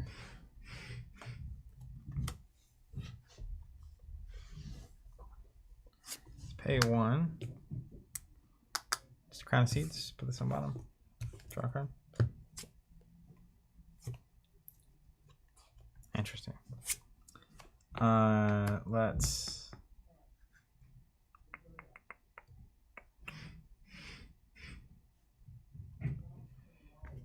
Pay for C. Put that on bottom. Lock for 5. Pass. Well, you just ran right into the reaction step. Didn't even give me a chance. Playing games with this guy. What'd you give it? Nothing. Did you give it go again? Draw a card. You got 3 cards in there? Where are you really holding snaps for anything in particular? It's just usually when you have an attack that is the plunder run trigger that doesn't have go again at like the middle of a chain. Mm-hmm. Yeah. All right, I'll pass. Or be able to like E-strike with draw a card and give it go again on a turn where you're gonna get it like, but it's gotta have value. Get to roll out. Besides like just a 2 damage sword swing or something. Value, huh? Yeah, true value. Wow. Like the location. Okay, let's create a surge. And then command and conquer. Secret Surge. I'm CNC dynamite. I will not fight. Jason, is playing a fatigue barrier deck the only way to compete against Briar? I don't think so at all. I think she's really good, but I think that most decks can find a way around her on a reasonable basis. Alone. TNT. CNC is good against Briar, huh? It is, yeah. I'm just like, I don't have tempo at all, so it's like, you're not supposed to be playing. It's not supposed to be like this. Why'd this happen to me? It's not supposed to be like this. That's what I'm saying. Yeah, you particularly don't want to get the spot in Briar where I can like threaten lethal. Well, welcome. Yeah. Because it's happening. You're not there, right? You can block this. I mean, I can't. Oh, literally.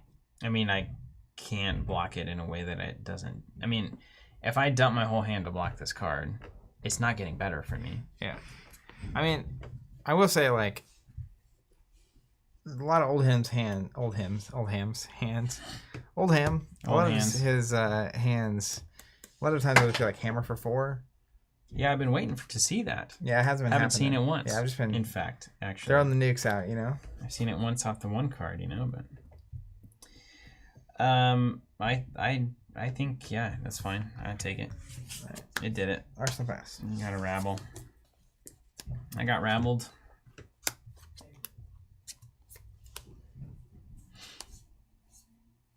Mm-hmm.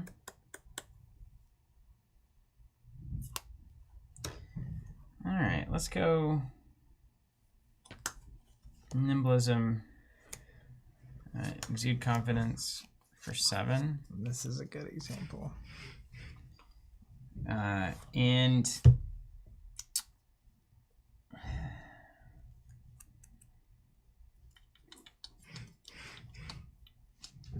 let me think about what my actual damage would look like here.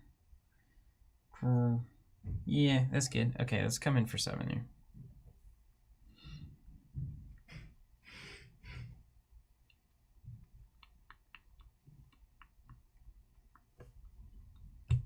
Card's name?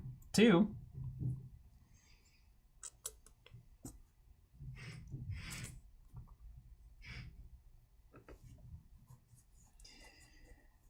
Watch me slow. No block. My crackers.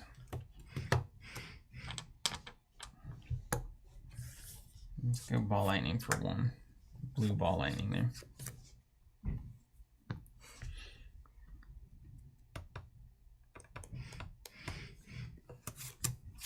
Let's swing sword. 2 arcane. Mm-hmm. Get it a body. Take the arcane. And 2 damage physical. Uh-huh. Let's block it. Arsenal. Please go away. I got an arsenal card. Alright. Surge pops. Got an arsenal card. Let's pay 3 for Endless Winter. Fusing What's that do? with the Blizzard. Endless Winter. If Endless Winter was fused, whenever the defending hero adds a defending card to the chain link, create a Frostbite token under their control. If Endless Winter hits a hero until the end of turn, whenever they activate an ability, create a Frostbite token under their control. Till the end of my turn or your turn? End of your turn. My turn? It's the end of the next turn, so it'll be your next turn. Okay. Activated abilities mean anything with a colon, I believe, or semicolon. What's 2 dots? Is that a colon? Till the end of the next turn, whenever they activate an ability. So that's not playing a card. That's right. Okay.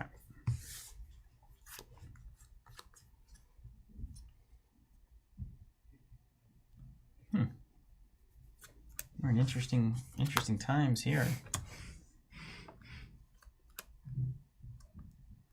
Interesting times. You're on 3 life. Mm-hmm. Interesting times indeed.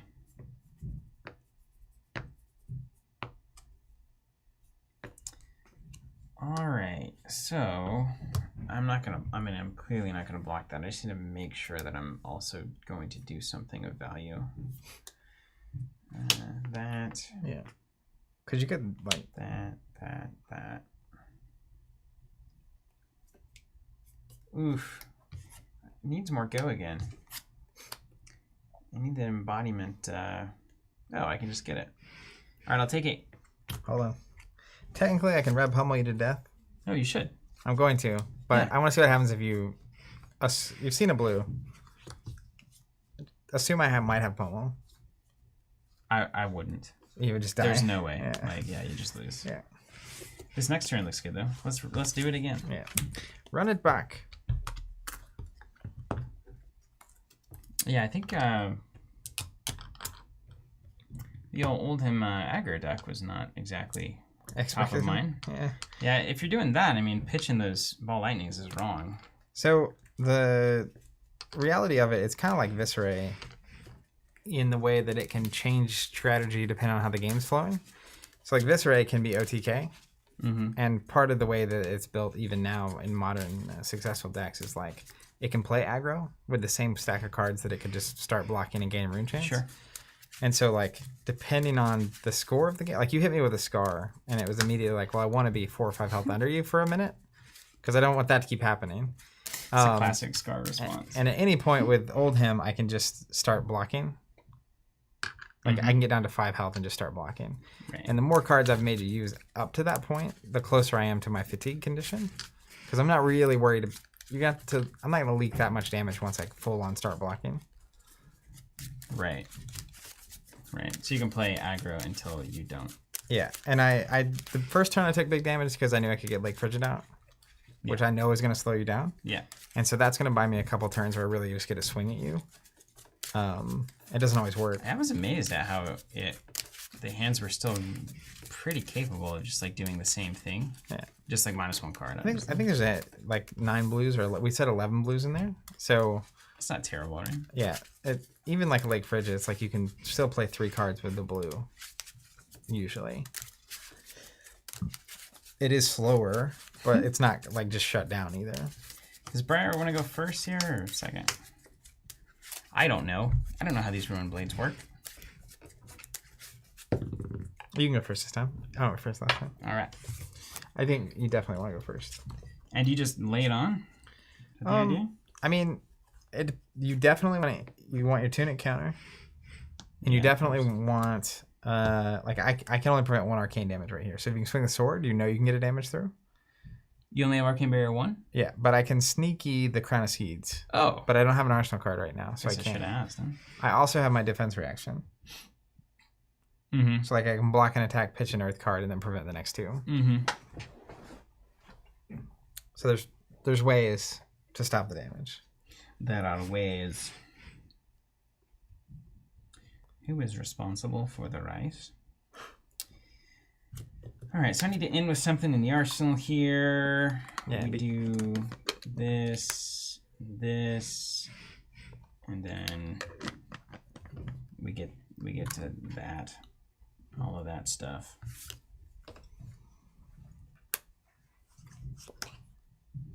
Okay, I think we're there. Well, let's just see what happens. Let's go. Weave into entwine, fuse it with ball lightning. So 7, go again. Double go again. Going again in the real sense. This is a great iteration of this. Feels very thematic. A lot of lightning. Lightning happening there. Let's go block 5. Interesting. Take 2? Yeah. All right, and then we're gonna pitch, create a rune chant, and swing the sword. Arcane 3. Well, 1. Yeah. So I'll pay 1. And then 2. Pay 1. Take 1. And then 2 physical. Take 2. Cool. And then I'll red Sigil of Solace. You got it. You still got 2 damage there. Yeah. Made me lose 3 cards. Lose. And got an Arsenal card. That's right. Turn achieved. And a tunic counter. So what's up? Turn achieved. Let me get my embodiments that I always forget about. Was that one of them? Yeah. Embodiment. All right.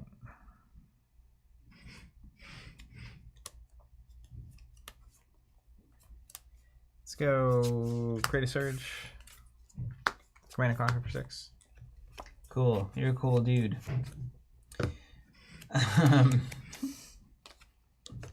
Build the deck, you know. Like I took the cards out of the binder and sleeved them. I didn't do anything else, but we're blocking 6. we're gonna get a reprint of Command and Conquer in this next set. Come on, play the The story. black and white edition is block 6. We need to get the promo, the Alt Art Noir version of E-Strike and Let's do it. CNC. Put it in the sub. You out there? On there, James? All right, RSL Pass. The fans want it. They've asked repeatedly. Just tank the value of those cards. Sure, that's what your plan is. Please. It's an awkward situation. Tunic. Red Ravenous Rabble coming in for 3.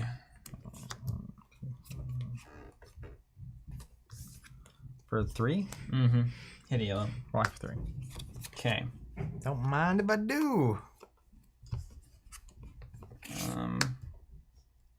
Let's go Exude Confidence for 4 is wrong. This seems like a very important card in this matchup. Maybe I should tuck it. Tuck it. I don't know. I'm feeling that, man. Bless you. Thank you.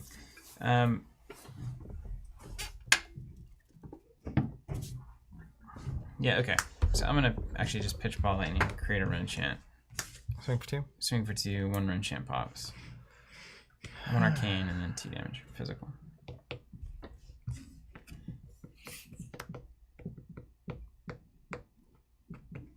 Let's take the arcane and the physical. Alright. Throw that in yours. This pops. Let's pay 1 for Polar Blast. So either pay 1 or I get dominated on my next attack. And I draw a card because I played it for more. So Pay 1 or I get dominate on my next attack. Yeah. How many cards you got? 3.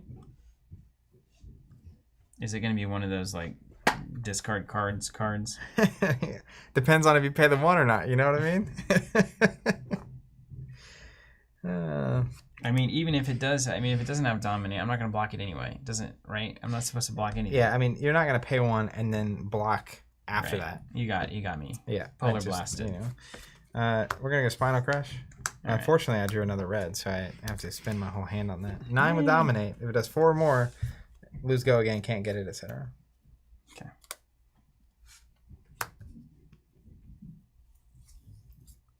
Nine with Dominate. Mm-hmm. That's the right number. I'm supposed to be lower than you in health. Where's my hat? You can get it on right here. Let's get it on. Let's get this hat on. You can block for 3 and then pitch at 3 if you have one in hand, hopefully. Nope. No, the deck doesn't have 3 blocks, dude. Jason says, any advice on what/who to play if you keep running into the aggro draw Briar? Ice Lexi and Old Him are pretty good, like Frosting. Frosting. Put some frosting on there. Make a cake. I think it's just a matter of. It reminds me of my early plays against Dorinthia, where it was just felt so bad to just get smacked around by Dory. And it's really just a matter of understanding, like knowing when to block against Briar is super, super important.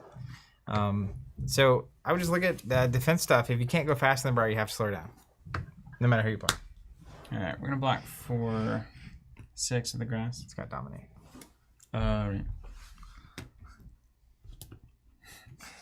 Son of a. I mean, it's just a turn where you just don't do much. You're not supposed to have those turns. I know. It's a championship-winning deck. You're not supposed to do this. Did Oldham beat this deck, right? Isn't that the whole idea? Oldham won the calling in Florida. Yeah. This. No go again. Oh, yeah, that's okay.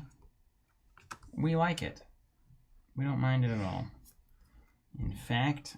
It's supposed to be a championship horse. 2? Yeah, take 7. Yeah.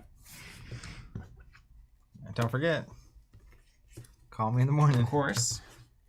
You can do whatever you want. Let me just take 9. You got it. Is that? That's 2 either way. Yeah, I'll take 7. Coming in for 3. Got 3 left. Okay. Okay, and then I got no go again, right? Tunic up. Got no jobs. That's heads are falling. Our gerbs. You know what? That's where that exude confidence can be good too. Let me do it like this. Choose another 2. The tunic is helpful actually. All right, here we go. We got the exude for 4. I'm gonna give it +2. You can wait until I block. I can. I'm not. It's Oh, coming in for 6. I can always wait, and you always should. It doesn't matter though. Yeah, because your thing will resolve before mine thing resolves. No, I know it. It won't matter. But literally, this decision is happening no matter what you do. Well, the +2 can stop me from reacting, right? Mm-hmm. But I got the chance to do that before you have a chance to react. Okay. Yeah. It could stop instance. That's kind of cool. You can't play a sigil right now. Yeah. Let's go. I like his hands. Dump it. Let's block for 6. Let's give it another +2. Okay. Take it to 8. You got it. You can technically use reactions, right? You got a 10 blocker? I can do whatever I want. Instead, you're going to take 2 and fail? I don't have it. Woo! Over to me. Over to you. Just red sigil. Yeah, I think there's a window. I think can't you play an attack and then play an instant before you pass priority to defense step? I don't know. I need to look at the chart. Back over to you. You just pass it? Yeah. I mean, I played sigil, red sigil, and then passed. Oh, on your turn, yeah. Mm-hmm. Yeah.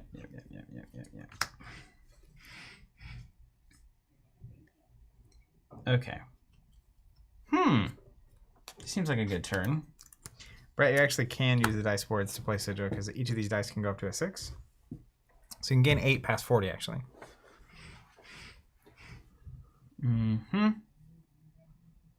Okay. Let's think about how we want this to go. Let's think about breakpoints. That's why we're here. 2, 4. Yes. That is all correct. I think this is the right way to do this. You can think in one hand and think in the other. Let's see what happens. Yellow Plunderon going into yellow Ball Lightning for 4. If it hits, I'll drop. Block 4. Okay. Then my axe. Then we'll play...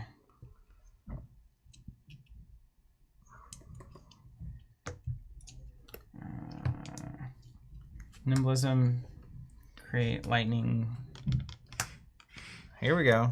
This is the Briar we know and love. Weave lightning, and then lightning surge for 10. Will it go again? Huh. Okay. Weird flex, but okay. We'll block for 3. Take 7. Really? Mm-hmm. All right, draw a card. Gotta go again now. You gonna bottom it? Yeah. I think I'll cash it in, yeah. I'm gonna go 2 and 2 on the sword. Yeah. Take 4. Oh, and this is +1 from ball, yeah? Yep. Do. Oakley dokley. How much damage you take? 7, 11, 12? 11, 12? I don't know. You had a sigil or something? I read sigiled. Okay. Yeah. If my math is wrong out there, feel free to catch me. All right, let's go Oak and Old. Fused. And this 2, because does ball an extra instance? I can't Ball's remember. just +1. Just the +1. So it's just the one that hit. When it would do damage, it does 1 more. Is that right? Oh, here's the problem. You broke the chain with a non-attack action. So Ball Lightning only applies to things in the chain. Oh, right on. Yeah, that's fair. So technically, though, there's probably a way for you to structure it. Yeah, you just do it opposite. Well, if you apply like one of the non-attacks, well, you'd have to apply all the non-attacks to the Ball Lightning, which you could do. But then you don't have to go again on the Lightning Surge. Yeah. So that's the pickle. Kind of the classic, which you probably should just like Arsenal one of those, but yeah. It's just all damage, right? All right. I'm fusing with a Blizzard and a Blue Autumn's Touch. Okay. 9 with Dominate. 9 with Dominate. And what happens to go under randomly? 2 under the deck, yep. 9 with Dominate. Uh-huh. Okay. 9 with Dominate. Well, let's block.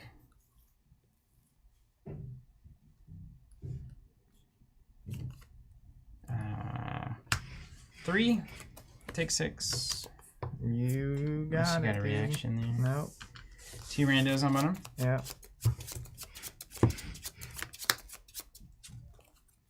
How about the top 2? Yeah, you're great. Non-attached to whatever you want to do there.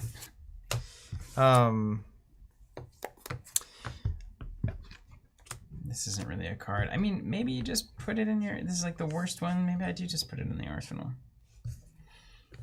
Swing for 1 and 3, or 1 and 2 is probably not enough here. Yeah, I'll arsenal that and go on. All right. Let's create a Surge. And then swing the Frost Hammer.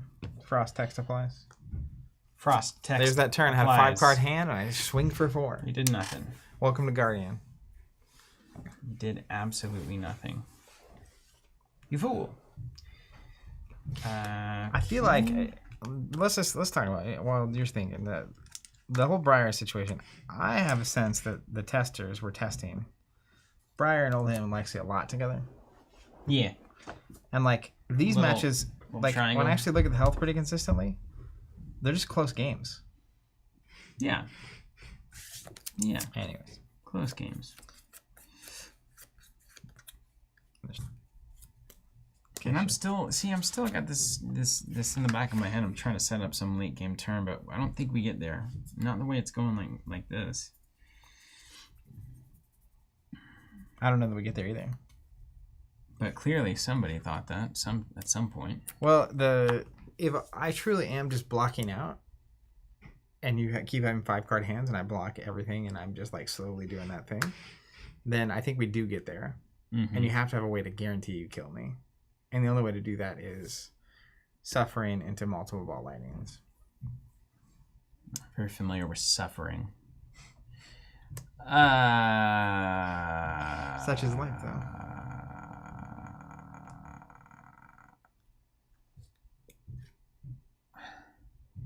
Okay, well, I got there's some weird stuff going on here, no?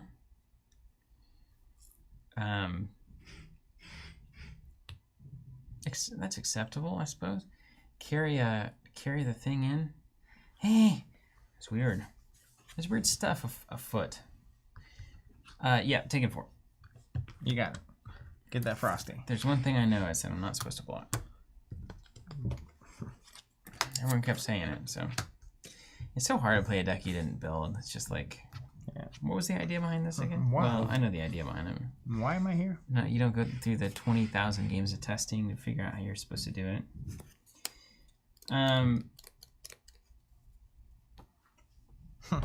Cardboard Cast says life is pain. Anyone who says otherwise is selling something. It's hilarious. Captain's Call with the old tunic. Yeah. Well, you have to pay to use the tunic. Right. Captain's Call with this card. I think I'm going to hold on to this card.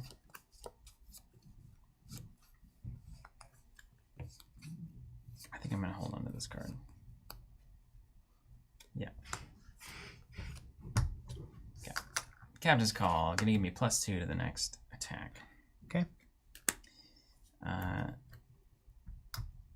Let's make a Runenchant. Mm-hmm. Is it gone? Then let's do Entwine Lightning. Fuse it with Lightning Press. Coming at you, 6, 1 arcane damage, and go again.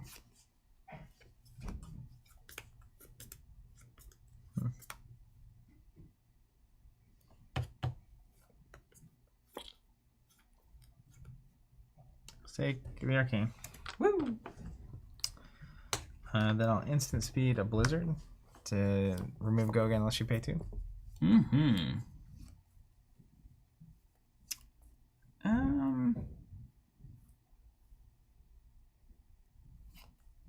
Yeah, we can do that. We'll remove it. Okay. Then I will Fate Proceed. Okay. Leave that on top. +3. Take 3. 5. 5. You got it. 1 embodiment. You took my sword swing away. Yeah. You did it. This pops. It's a 4 damage card. It's like a little defense reaction. Sometimes. Yeah. Who knows what else you're Sometimes it is, sometimes it isn't. Let's tear asunder. Tara, what? And let's swing the hammer with the frost enabled. 5 damage to dominate. Dink. Mm-hmm. And then what happens if it hits? You know, just discard 2 cards. Discard 2 cards. What's your health at? 21. Okay. Still don't have a hat. Just keeping that hat off, you know? Mm-hmm. Gotta make sure your ears aren't protected from the cold. No hats. No freaking hats. 5? 5. Right. You got this? Yeah. Let's just make sure that's right there. 3. Yeah, because I won't be able to play this anyway. Well, we could try to string together some potatoes here. Boil them. What up, Phobe OSD? Saying hello, YouTube.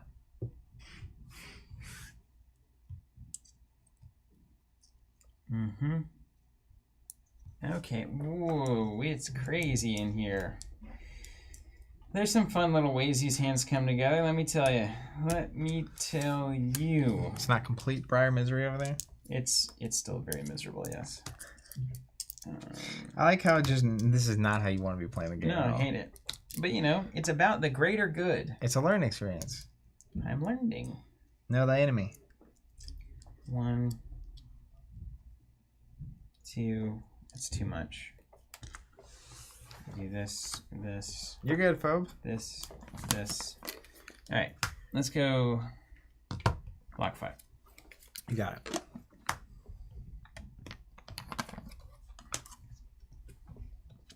Grass. What's up, Gregory Scott?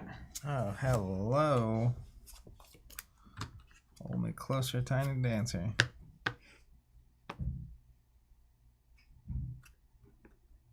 Okay.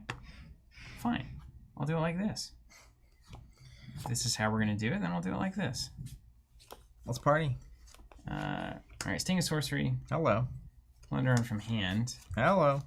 Make an embodiment of lightning. Yeah, that almost cost me a tournament. Lightning Surge. 1 arcane off the bat.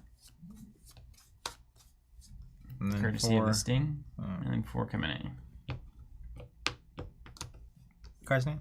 1. Mm-hmm. Alright, let's pay 1 for the arcane. Random. Then let's go to reactions. I will pass my reaction.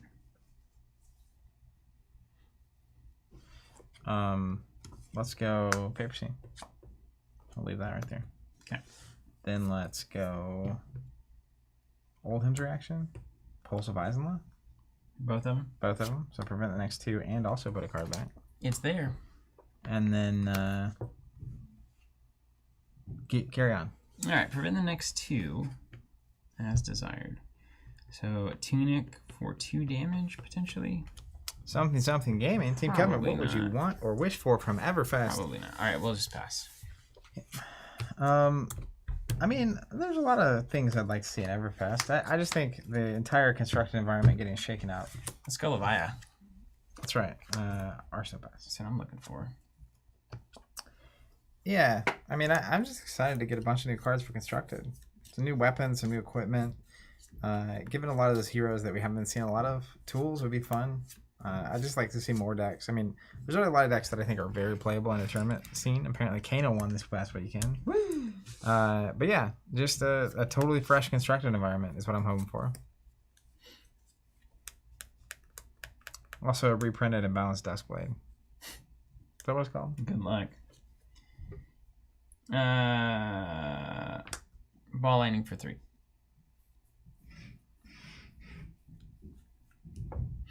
Oh, yeah? Mm-hmm.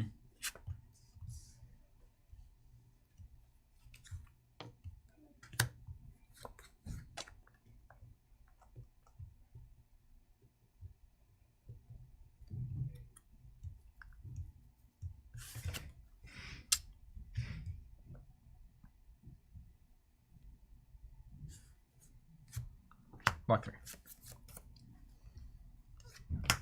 Rabble for 4. Mm-hmm. Fate Pristine. Leave that on top.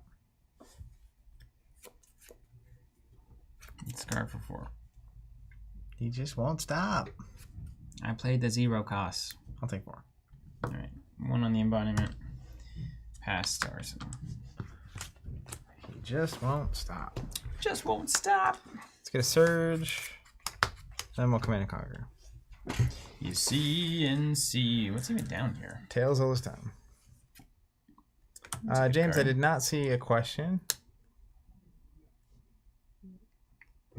All right, he says, if I was considering getting into this game, what would you recommend I start with? A few ways you can go with this. You can grab some Blitz decks. I think we have those listed on the website. Any set. I think Monarch and Aria were the two they come from. Another really great place to start. We just put these in stock. Welcome to Wraith. Unlimited booster boxes. Grab a couple of those. You can play Sealed. We might be playing Sealed Welcome to Wraith on stream at some point in the near future, but it's just kind of a fundamental set. It's easily it's the most straightforward version of the game. Great place to start. And then if you decide you like that Sealed environment and that game, then you can expand from there based on the classes and characters you want to pick up.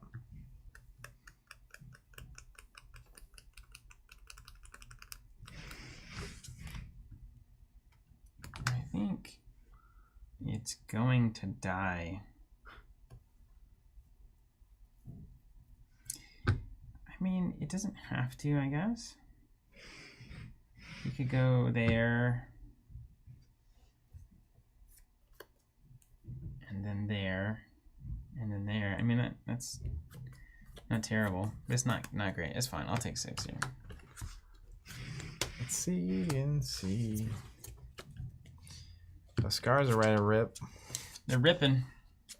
Ripping and slipping. They're not, though, are they? Oh, they're not. Oh, my goodness. Yikes.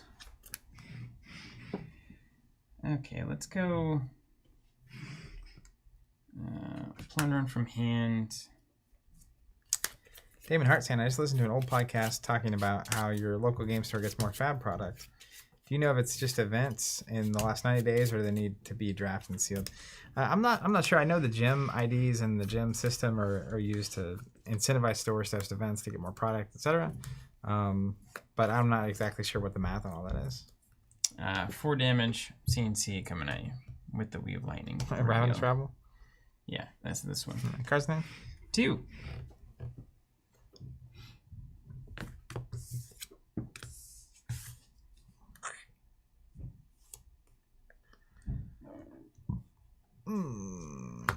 It's blocked for 4.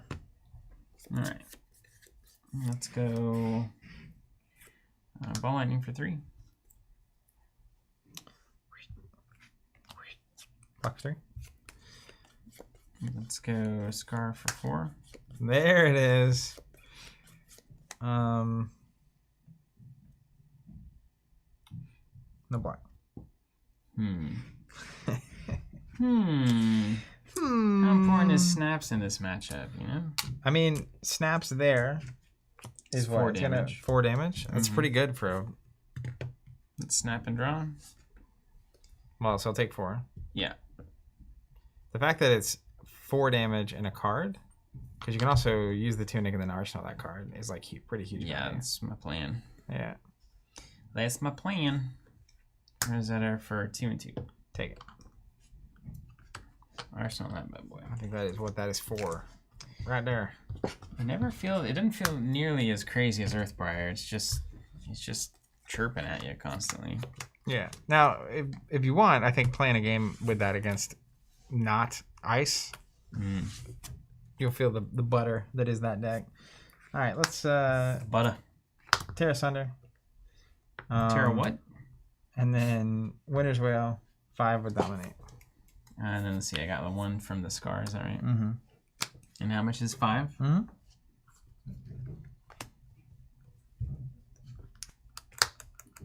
You just won't let me put my hat on.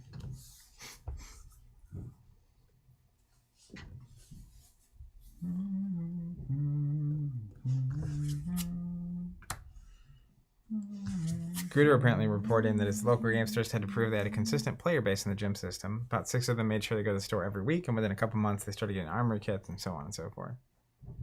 It's a really cool system. You want stores to host events. You incentivize hosting events. Crazy. It seems to make sense, doesn't it? It's crazy. 5 and a frostbite. Okay, it cannot happen. Not at this stage. I want my hat to be on. This is the worst. You got the health advantage? Okay, so we're gonna block. We know that. We're gonna do this and this into that. We could do it like that as well. I mean, we got options. We got options. And you're at a 9? It's ugly. About to get scrappy. Yeah. Alright, let's block. Well, maybe this is the right. No, let's block here.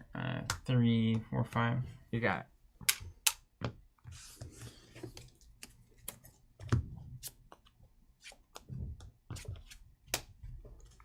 And you got a 4-card hand. This is like a decent push situation.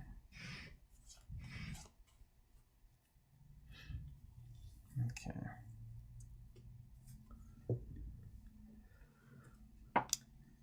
Okay.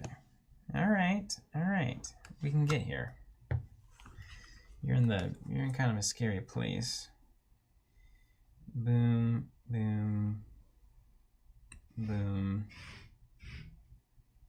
Threaten, and you got to make a decision. You got to really think about some things if I do that.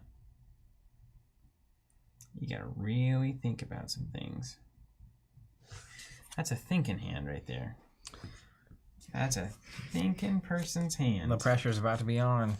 I can feel it. Yeah. Yeah. Okay.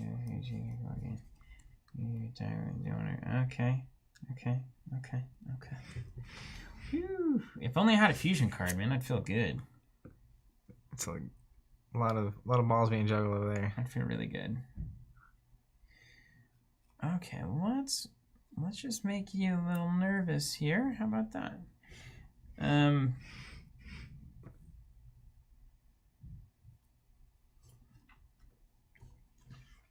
See, Weave Lightning, Sting of Sorcery, create a thing. Is that how that works? Yep. It's just that easy, huh? It's that easy. Shockwave, 1 Arcane and 7 damage coming at you. Ooh. Go again. Card's name. I have 1 card in hand. Really?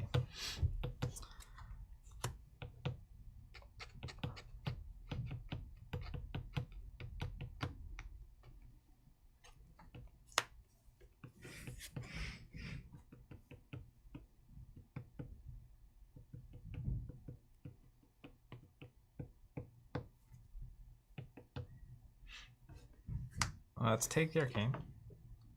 Yay! Let's block. 6. Go to reactions. No, it's not when you attack with this, you deal 1 arcane. How does embodiment work? When you deal damage with this attack. Control deals damage. So you dealt the damage to the arcane, and then you'll deal 1 here, presumably. And this isn't giving this the dealing of the damage, though. It is, yeah. It says when you attack with this. Oh, attack action cards can't. Yeah. Okay, right on. Yeah. Block Okay, 6, go to reactions. Yeah. I'll put a card on top of your deck. Right on. Take 1. Yep. Embodiment up. Alright, I'll just Arsenal pass. Okay. My turn. Tunic.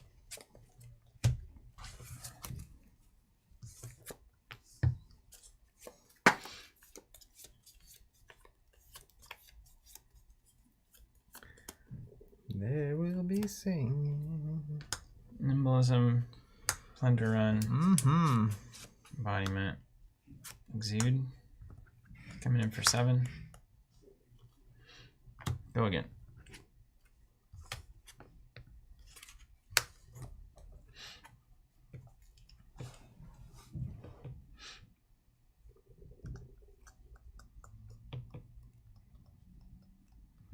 Die already. Die, old him. Die. It's black for 7. Block 4, 7. Okay. Mm-hmm. Okay. Is this on? That's correct. Yeah. Snatch for 4. It's not what you're supposed to do. Oh, but it is.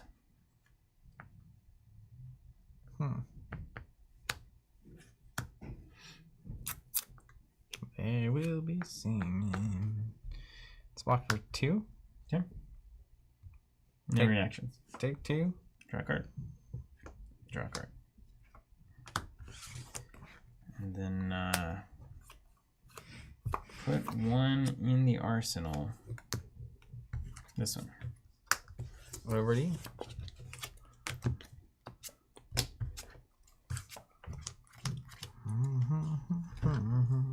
This is where you can actually get to the end of your deck. I start. I'd like to see it. Challenge accepted, sir.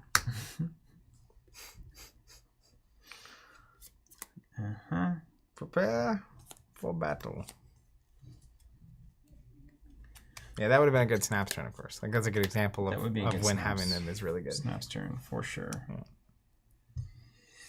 But the other one was really good too. I feel like the other one was Yeah, was equally as I motivating. mean, so if you have Snaps there, then I have to spend a resource, put this on bottom, draw another card block off of the crown. So yeah, like, that's good. I'm just saying it was good too. I was just saying like it wouldn't have been that meaningful because you wouldn't have gotten it wouldn't have mattered. I wouldn't let you draw on 2 if that had been the case. It feels like it's like, oh, but if you just been able to have go again, you could have had the 2 extra. But I had a way to stop it. You just didn't because you didn't chose not to. It's your decision.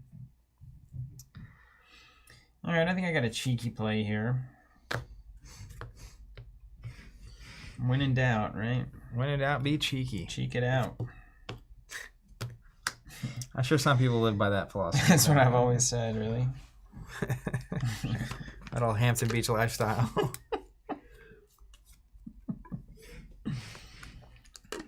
I mean, I have some. Yeah, this is just kind of a stupid way to do this. Let's do Exude Confidence for 4. No go again. No. I see indeed. Block for 6. All right, reactions. Wadenstein's saying, Zach, why aren't you playing Heart of Ice? I think that wondered against him was the Hong Kong Regionals.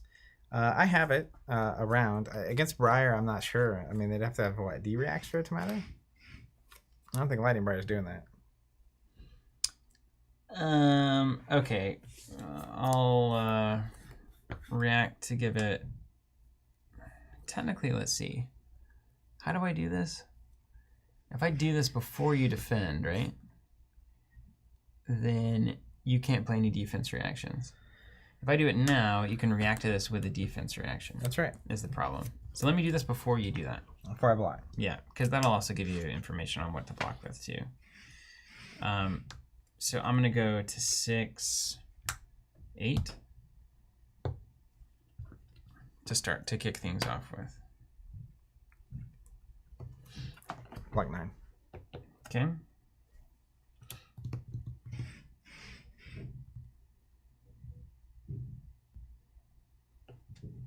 And then I'll go +3, 11, but you can react to it with a defense reaction if you want.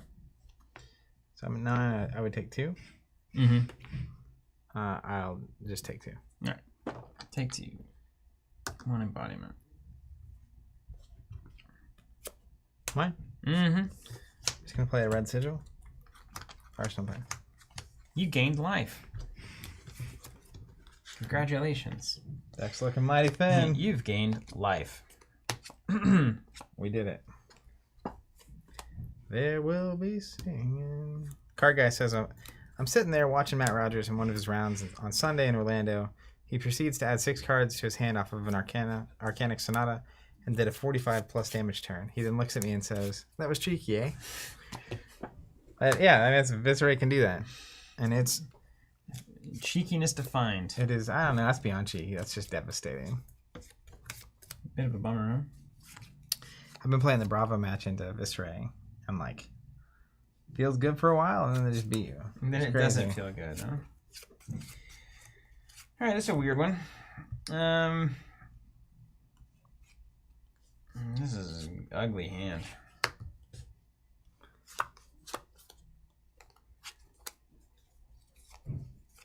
Okay, so this is where we want to flex the grasp. That's bad no matter how you look at it, isn't it? Grasp. This thing. This thing. Not a great. This is not a good hand. Not a good hand. Not a good hand. We're lacking in go again is the problem.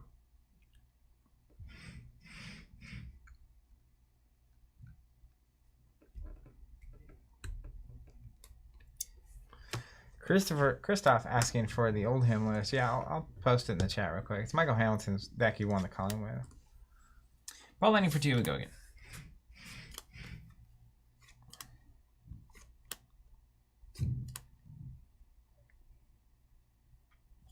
It's kind of an annoying number. It's the annoying number, yeah. Mm-hmm.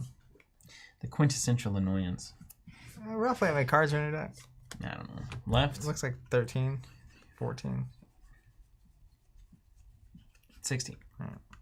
You clearly are only a Procrest champion, not a calling champion. That's right. As much as Dante counts his deck, you'd think you'd know by now. Double burn. Mr. Delfico. You mean Del Frisco? Forever. Please don't let me forget how much I love that. Red ball lightning. Okay. Cool.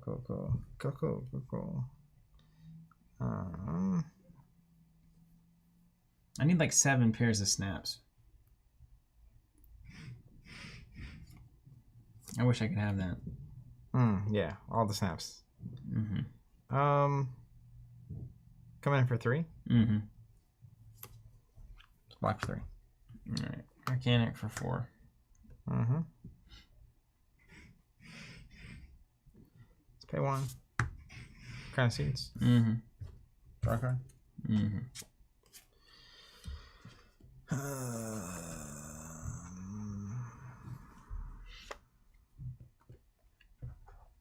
Block 3. Yeah. Passy wassy.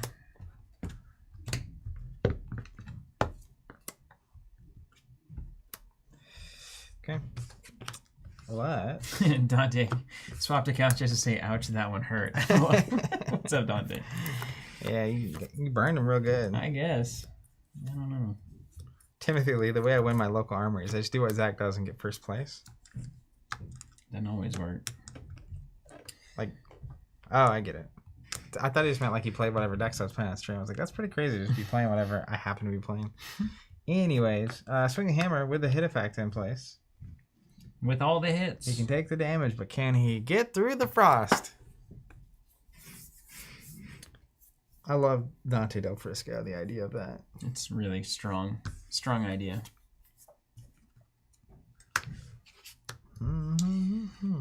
Okay, how do we win this? We can take 4 here. And then we can pitch. Mr. Bath. Hilarious username if you actually read it.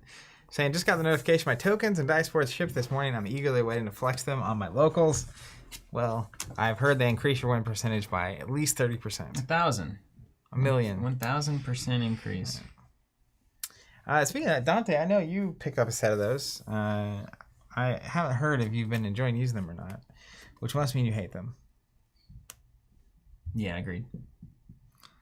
See, what I'm doing is baiting him because he's Canadian, which means he's exceptionally nice. He must be nice. He must now talk about how much he loves them, which is a good segue into if you use our products or services and you like them, let us see a review over on our website, I guess would be the best place, or Facebook pretty good review. place, yeah, Facebook. Google review. Destitute garbage fire that is Facebook. Every day I'm getting closer to being like, should we just get rid of our Facebook account?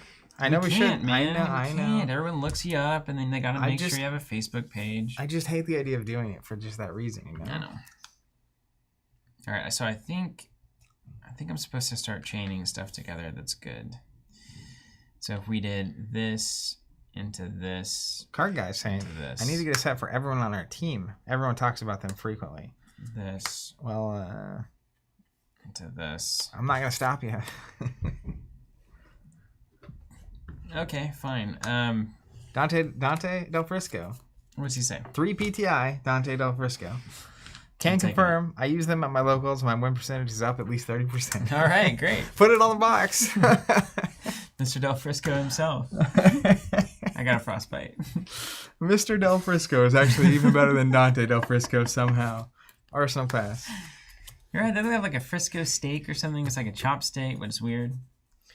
And Dante says, I give you guys free advertising, so expect more Canadian sales. Okay, now we do... Bobby Z, just ditch it. I canceled my Facebook like 5 years ago, and it's been great. It's for the business is the problem. Yeah, but that is a good time to mention our community number. That's for people just like you. They want to hear from us, but don't use social media. Bobby Z says, my tokens are also in the mail. I can feel your win percentages skyrocketing. Skyrocketing. It's all going up. Yeah, as Intrix, I totally understand. Shipping in Canada is expensive. But if you can find a handful of people to go in with you on, shipping doesn't get much more expensive when you add like 10 of those sets to your cart.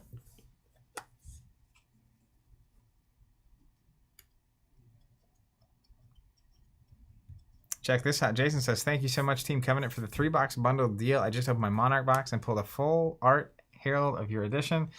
Awesome. That card is... Packed it for you. Great looking. Yeah.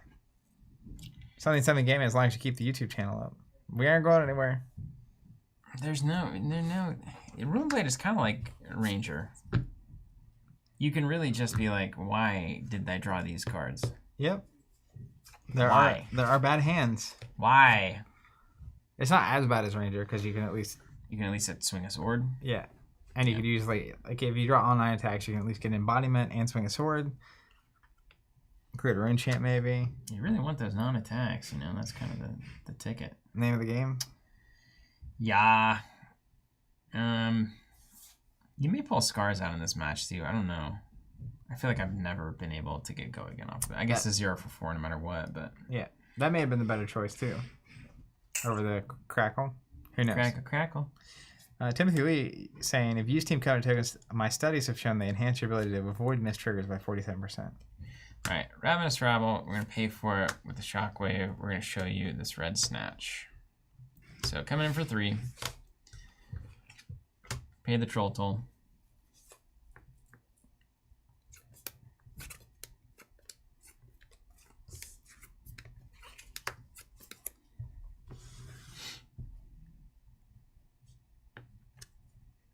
Okay.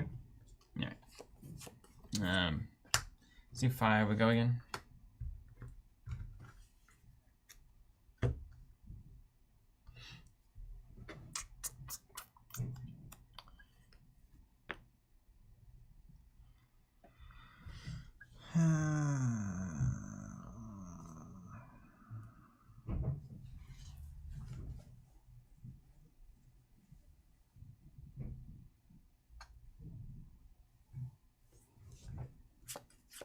pay 1.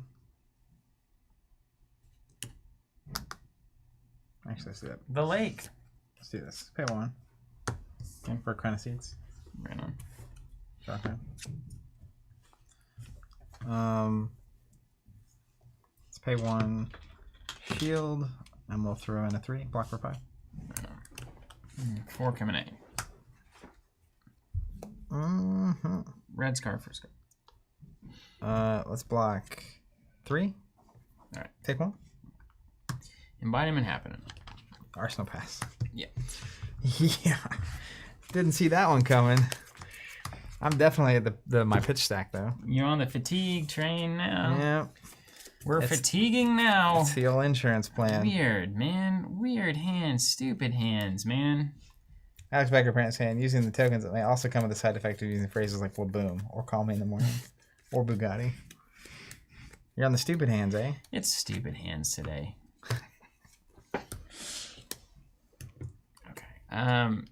Let's start with an Entwine Lightning fusing with Lightning Press to give it go again. That doesn't seem that stupid. That's the least stupid part of the hand for sure. It's threatening a bunch of shenanigans.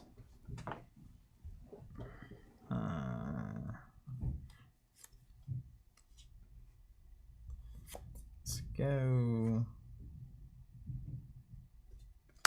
Pay 1. Ram's Head. And 3. Okay.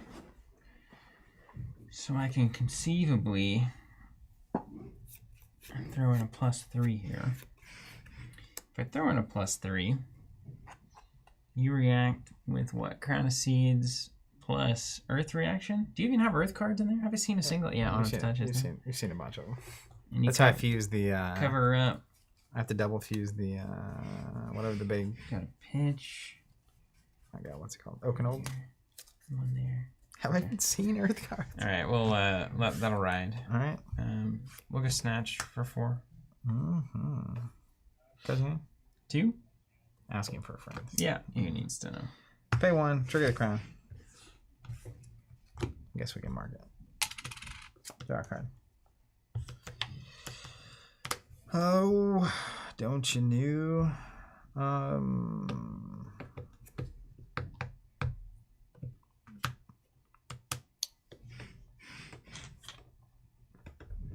Just remember my crown situation. It's got a little hat on. Yeah, let's block for 5. 5 and 1's going to be prevented? Well, the next one I would take would be prevented. Yeah. 5. Yeah, I'll give it a +3. Go to 6. No, 8. No, 7 rather. Yeah. Let's...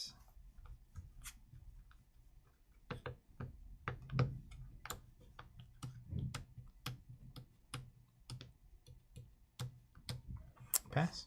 All right. Take 1. Take 1. Embodiment token. Draw a card. And then put that in yours.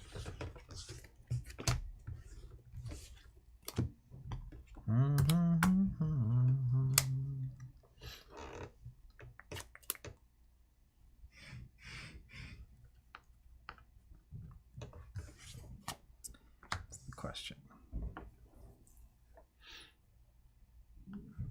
Yeah. Ice Hammer for 4 with an ice card. The old ice reaction, huh?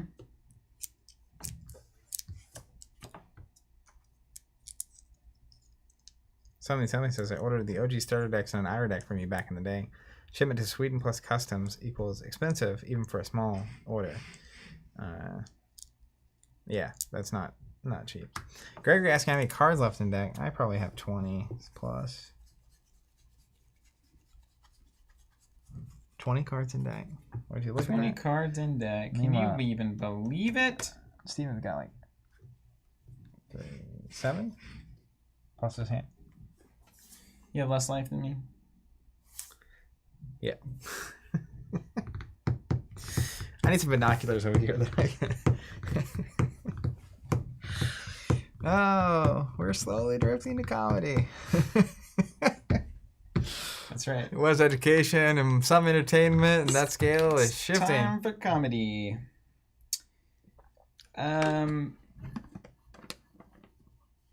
This is okay. I'll take 4. Get that frosty. I'll take it.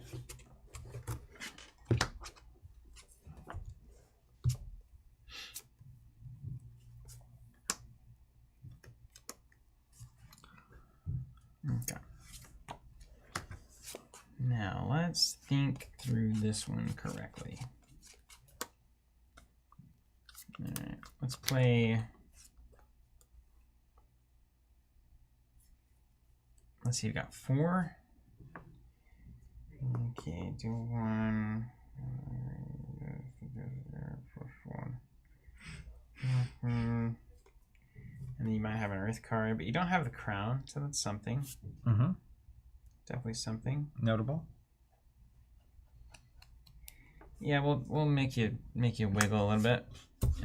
Sting a sorcery. Clear that guy out. Create a rune chant with the grasp. And then play a blue ball lightning. It's gonna do 2 immediately from the sting.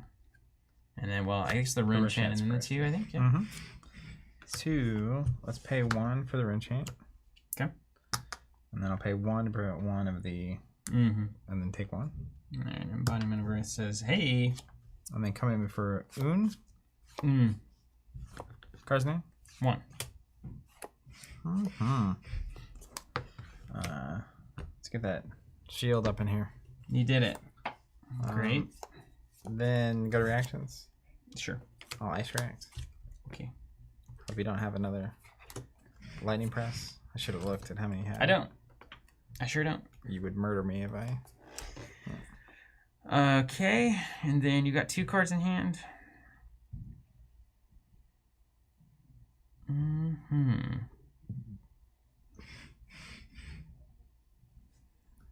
One for fruit says Dante has sold me. I've ordered a bit of tokens for the Great White North. Good news. 2 and 2. 2 and 2. All right. Let's pay 1. Prevent 1. Take 1. Block 2. Okay, you got it. Yep. Back over to you. On and on it goes. Can he get there? Couple hands left.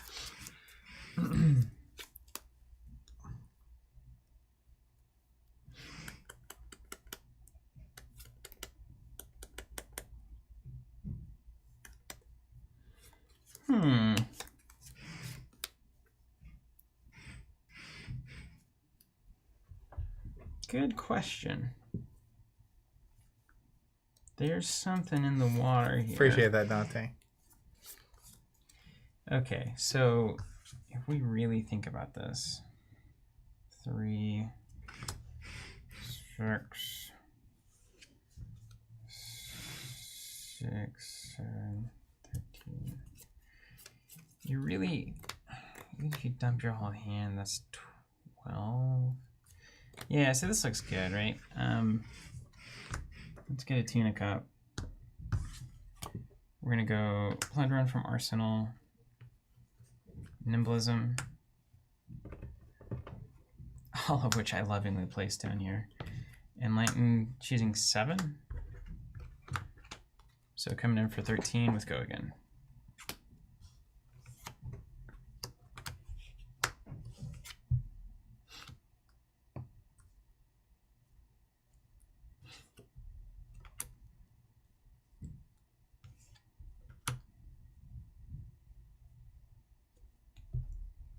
Build a wall. It's like the Tower of Babel over here.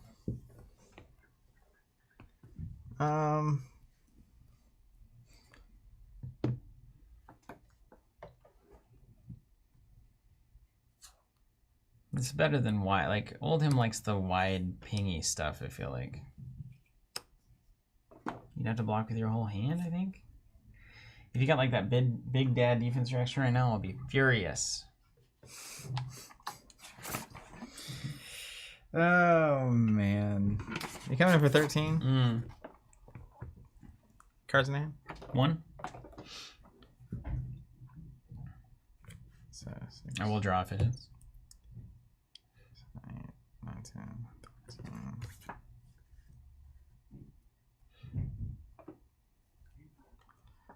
So I need to play that.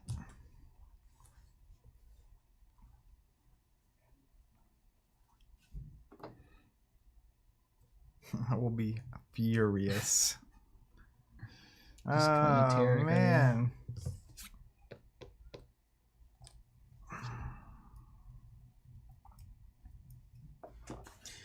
Stacking them deep, selling them cheap.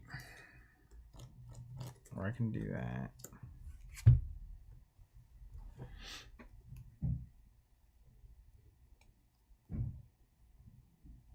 What's that even from? I think it's from an old car lot commercial. We're stacking them deep, selling them cheap. That's what a car lot would say, right? You can't really stack cars, though, can you? Sounds appropriate. If I were a gambling man here. Oh, I can stop it. I just can't stop it all. Did you listen to Dante's Arsenal Pass appearance? I did not.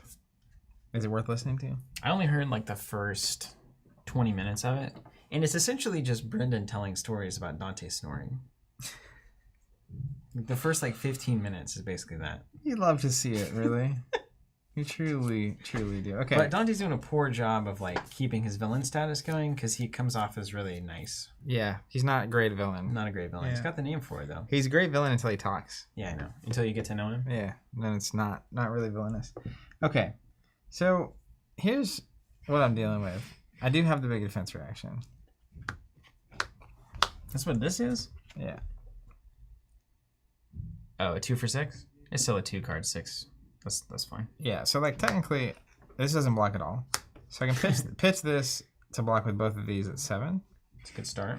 And this makes this a 4. So that gets me to 11. Mm-hmm. Then I would still die if I keep this card in hand. Right. So I have to block with this anyway. Uh-huh. So I don't die, but then you swing the sword. That's right. Problem. Yeah. I technically can also make you lose go again. Mm-hmm. And then I could defense react here to prevent 2 and make you put a card back on top, I guess. And then die even more gloriously. Yeah. 6. So I don't think there's a way to block with this that means I'm not dead. So I'll do the best that I can, which is block here and here. So we're blocking for 7 currently.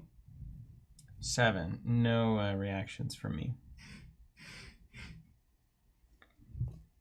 And then I'll block here, which now means I'm at 14. You blocked it. All right. I'm going to snatch for 4, I guess. Or swing the sword. I'm dead. Dead a million ways to Sunday. All Boom. right. How many cards you got left? He died. He died. About 8. Nice. That's how you get to the end of the deck, by the way. 6. So you can see, especially like, if a player wanted to be really protective of their old him health, Yeah, they could be. it gets really... Yeah, you got to change your approach if you're briaring into that, I imagine. You have to just set up bigger turns. I mean, I That's think... a standard control thing, though, right? Yeah, I think you're literally trying to get them to leak damage throughout the game, and then you have to set up your end game to actually work. Yeah, that's what the Bolton folks do. I've been working on that too. Like they'll side in an energy potion and set that up, and then basically 1 remembrance to send your V's back in. Yeah. And then the end of the game is like slamming 28 damage turns. Yeah, and I definitely think that the pitch stacking is an advanced concept, and it's why you see, I think you can, if people aren't used to having to do that, like if Lightning Briar typically just the first play through the deck can just win the game off of playing cards, then people decks that would do that to pitch stack and actually set up a horrible scenario, or even just play the long game, if you're not playing for it and you're just pitching whatever, and a lot of times Briar doesn't even pitch. It's just like play all my cards. Yeah, it's kind of hard to stack because sometimes you can't even pay for it. I guess that's what the grasp is for. Like it really can help you do that. But it's also like a really nice, that's the easiest pitch stacking deck too. This is like such a good beginner deck to me. Yeah. Because cheap. so many cards you aren't going to naturally want to pitch for anyway.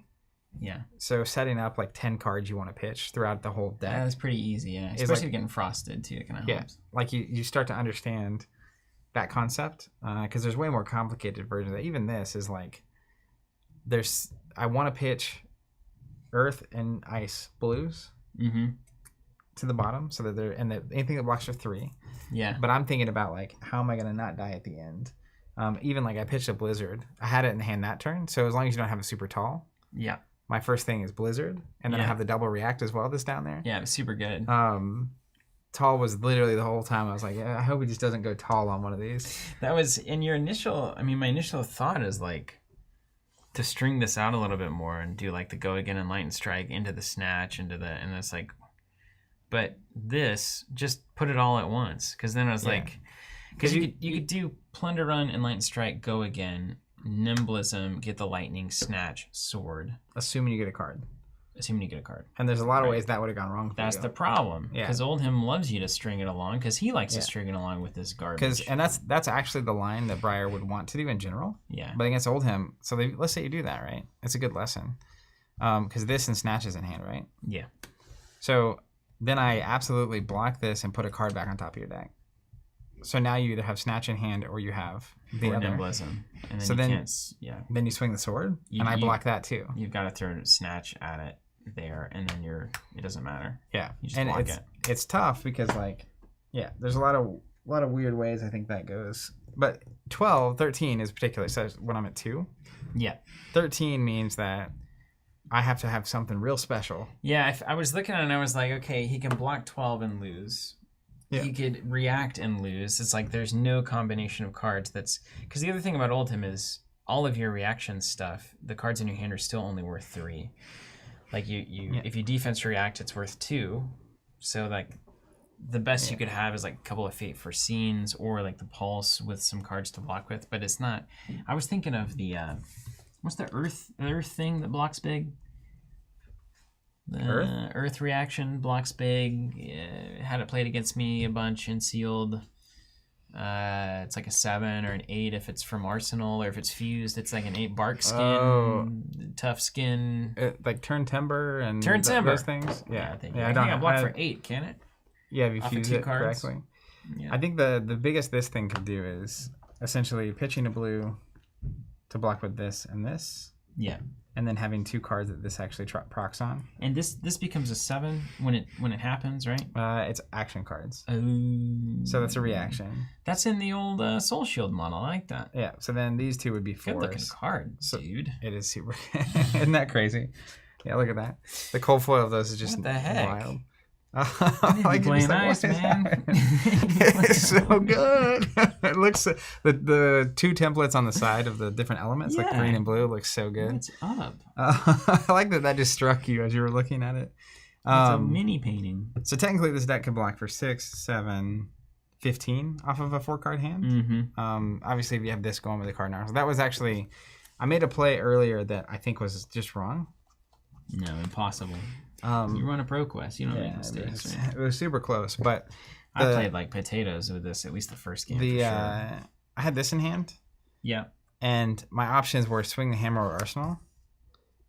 And the hammer, I was like, well, if he doesn't block, it's going to cost him a pitch, right? So it's worth a card. You had a blue, so and it was like a blue ball lightning to put on the line. When I get over the frostbite. I almost blocked it. So I can either swing or arsenal, and not arsenaling meant I didn't get crown. You didn't crown, yeah. And it actually the next 3 turns I didn't have crown because of that. That was big for me. And it was like I should have done that. Yeah, because once you don't have crown, I'm on gas. Yeah. Because it's like 4-card hands. I think eventually a hand comes up that's better than your 4-card defense. Yeah, and because the crown's efficiency in Oldhim in this match is the secret.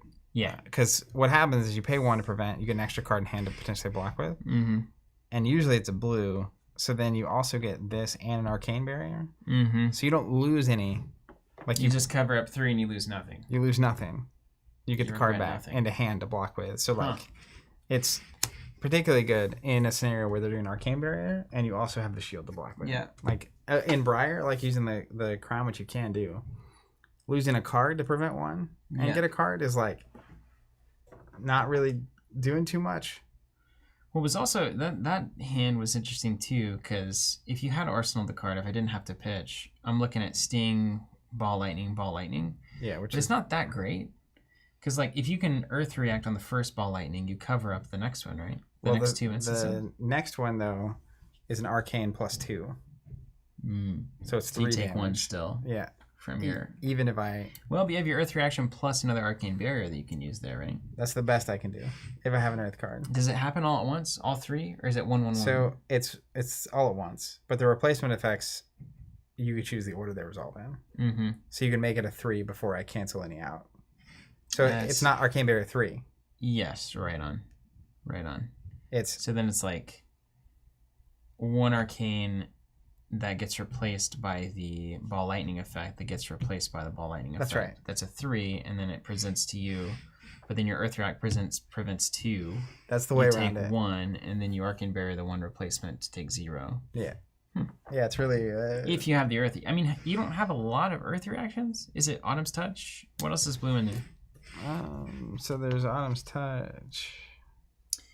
Nico9, as a quick start in Constructed, do you think bumping the starter Blitz deck up to 3 of each card is a good way to start? I think that's a great way to start. It's fine right? to start, yeah. Yeah, it's a great way to start. You just need games when you're new. Yeah.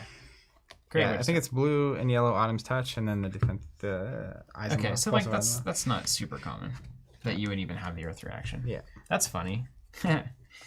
That's funny. Yeah, you're thinking about... You'd think it would happen every turn. That's what's kind of wild about these elemental decks. I love the way they design them ultimately. Because even with Briar, right? You want to go top? Yeah, top let's do it. Even with Briar... Talking about practice. Are you talking about the game? That's part of why I... Talk about practice. I wanted to... Or I liked going Earth Briar. Is that I knew Lightning Briar was going to be what people thought. So several times we would get to like turn 2 or 3 and I would reveal like a pitch Mount Heroic or play it or an Earth card and they'd be like, wait a second, this is not what I expected. The people don't believe that Earthbriar is better than Lightning Briar. No, not at all. So are they wrong? I think that Lightning Briar is easier to play, and I think that when people don't know what they're doing, it's a good choice. Right. I think Tarek obviously knows what he's doing, right? Yeah, but I think a good test of this will be January is actually when the New Zealand and Australian Nationals are happening. And I do not expect Briar to do well at that event. I think Oldham's good at it. I think Lexi's good at it with Canadian Nationals. I think Viscera is amazing into Lightning Briar, specifically. Yeah. So Earth Briar is, in the games it's winning less insanely. Like, it's not as big, like, it's not dominant as dominant. Yeah, but it's got a little more play, you think? A little more adaptability? Yes. Resilience? Yeah, and we even saw it won 3 different, smaller nationals, like in some of the smaller European countries. But it was the kind of mixed Briar. Hybrid Briar. Yeah. And we tested that as well. It just feels like you're kind of getting the upsides of both and downsides of both decks. So sometimes you mount Heroic and you have, like, 5-card attack turns that are just tons of damage. Bonkers, yeah. But also because it's mixed, sometimes you can't get Mount Heroic out and keep it around. Sometimes you just have all not, like, it's like you don't get the consistency of the efficiency of Lightning or the consistency of the bigness of Earth. Yeah. Because you still have, like, the Ball Lightnings and the no block. So, like, sometimes you get 2 or 3 embodiments and you just can't block. Yeah, that's no good. So it can also be good, though. But that's what I was saying about the elements is, like, you don't quite know what you're getting into, really. Every hero is slowly becoming that anyway. But more and more, I'm really liking the decks that, like, Viscera or Oldham, you can play either direction with the same stack of cards. Yeah, they're weird because you don't know what to do. I mean, you don't know what to expect. Lightning Briar has that problem where it's like, okay, there's only one way this is going. Yeah, once they're going to slap 0-cost cards down, and I'm going to have to adapt to it. You get 20 cards in a Lightning Briar, and you know exactly what they're doing. Yeah. There's no pivoting about that, right? Yeah, it just is what it is. That's kind of even how I was playing Bravo towards the end of that Road to National season, right? It's like, I need to be able to go on offense. Yeah. Like, I hated that. Sometimes my opponent would just pass, and then I'd be like, swing for 4. Yeah. I guess. Or swing for 6, you know? It's like, that's fine. But, like, when I have a 5-card hand, I want to punish you. Yeah. Consistently. That's how you play classic Flesh and Blood, at least. Yeah. But sometimes the kids aren't playing. But no, I do think with more time, like in an early meta, it seems I think it'll be natural for the more aggro decks to be good. And that's what those first events were. But the elemental heroes are tough to balance anyway, with all the elemental stuff and it's already hard. And then you add that element to it. Woof. Yeah. Stuff. I'll keep wondering if you could share your Earthbriar deck. Didn't you post that? I posted it and sent you a link. I don't know if we posted it ever, but I'll just grab it really quick. Is it the same one that? Is it the one that Arsenal? The Arsenal boys are deck teching? I don't know. Every time Brendan gets involved, it goes bad. Well, they took the deck and then they did a whole video on it, and now everybody thinks it's their deck. Well, you know. Who owns a deck, really, right? Can you NFT it? You can trademark it and copyright it. That's what. Yeah, it but is. it's not defendable, right? Nobody's tested that yet. It's not. Hashtag. Spoiler alert. It will never, ever pass go in law. Yeah, I don't think anyone's. I'm gonna post a link in the chat. Yeah. Also, I mean, so I started playing that deck, but we had a group of people working on it. I'm like, even the fact that I was the main person pushing to play that deck. Sorry, Brendan. It took a lot of. It was a lot of input. So you know, Yeah. it was you. It was. well, Tim, did it they was the whole credit you group. in the credits or something? Did they say, Zach brought this deck to us, and I mean, no one won they anything. say So ProQuest champion? they have said that a lot. In Zach general. Bunn So brought the deck to I us. can't complain. If we'd won the event, I would be more interested in the credit. But you know, it was just Potatoesville. We were over in Ireland. You know, right? All right, thoughts on Briar? What are we doing next week? Is this our last stream next week? Is our last stream, or is there one more? We have a couple more Fab streams. One or two? So there's gonna be a week where we don't stream Fab. We got to play Viscera, right? Yeah. Viscera! So next week we are playing Fab. Okay. How are we doing that? Are we? Oh, yeah, next week we're doing the Fab. Yeah, week after we're not. That's right, because next week we're gone on Monday. Yeah. So it's a shorter week, but then the week after that we're skipping Fab for the first time in a long time. And then the last week, who knows? We might go crazy. Yeah, we no idea what's gonna happen that week at this point. And that's our final streaming week of the year. Yeah, then we're gonna take a couple weeks off. Season 2 of Covenant Live is complete. There it is. We gotta stop having. I mean, there's got to be a better naming conventions than our business name plus the thing that it is. We could put like Covenant a letter in front of Covenant everything, subscriptions, like a lowercase letter. You know, like a lowercase c, like a C. C subscriptions. C subscriptions. C components. C live. C live. That isn't awful. It's not good, but that is not awful. Yeah, and then, Okay. dude, think about this, because our logo is kind of the C, you know? Then you could just actually have the logo there. And then it's literally C components, but it's like the logo's there. It's like your logo is like the letter. Whoa. That'd be good. That'd be crazy. Then people would know both at the same time. So we'll play what? Earthbriar against Viscera? You want to play Viscera against this? Just see what happens? So, Lightning Briar against Viscera. Viscera wins like 80% of the time. Well, but the people need to see it, though. We can do that. Hope springs eternal. Yeah. Rebellions are built on hope. But like you can see, like, if just to give some context, right? If you're the developers, and this is a match you're testing a lot, and the match we played last week, Yeah. I'm not feeling like if you make Briar worse than she is now, Yeah, it doesn't feel like an auto win or anything like that. then this becomes an auto loss. Yeah. Like if she's So why was everybody so stupid about what they brought to all these national events and stuff? well, it's because, and I kind of did this with Earthbriar. Like I was dunking on everything from the previous meta. Prism, Chain, Katsu, the way he used to be built, You weren't Dorenthia, testing the newer meta enough. but we didn't know the new meta. So like the speed of the game changes, and the threat, the main threat changes, and that was just the most consistent thing that was discovered first. Interesting. So that's where I'm thinking like January is the big test. At the end of January is New Zealand and Australia nationals, and if Briar is dominant there, then I think that is a pretty good sign that she's just really good. Well, but we know the New Zealanders can't play Fab. Well, the Australians though also can't play Fab. Just kidding. No, who's your money on in New Zealand? I mean, favorite? I don't know enough players. I know Hayden and Matt Rogers. Yeah, who do you think between those two? Or is Hayden's actually playing the Australian. Is he in Australia? Yeah, he's from New Zealand, but he lives in Australia. Oh. Whereas separate Dan incidents. is playing in New Zealand. So Oh, you can put your money on Dan. Would you put your money on Dan? I'd put money on Dan. Classic Constructed? Yeah. Yeah, I'd put Is money he better or on worse than Matt? What was Matt's best finish in the States? Dan. Top 8 twice. Okay, pretty good. At Sealed and Constructed. What about Dan? He didn't play. All right. He's What's his best finish ever? Does he have credentials? I think he's got Who is this guy? I think he's got a PTI. Who is this guy? Dan who? Dan McKay? Yeah, what do I need to know about him? Just a He's a guy playing. Just someone I know in New Zealand that plays Flesh and Blood. He's not like aren't there famous people playing in New Zealand, right? I mean, Matt Rogers and the guy that's always making his decks, Nick Butcher. making his decks. He really is. He just like he calls Matt on the horn. Winnie and Agenda he's says like, Clive is a person, not a stream. I don't know. I don't know a lot of New Zealand players. I don't follow that stuff. Nick and Matt, and then And Dan. Yeah, we got 3.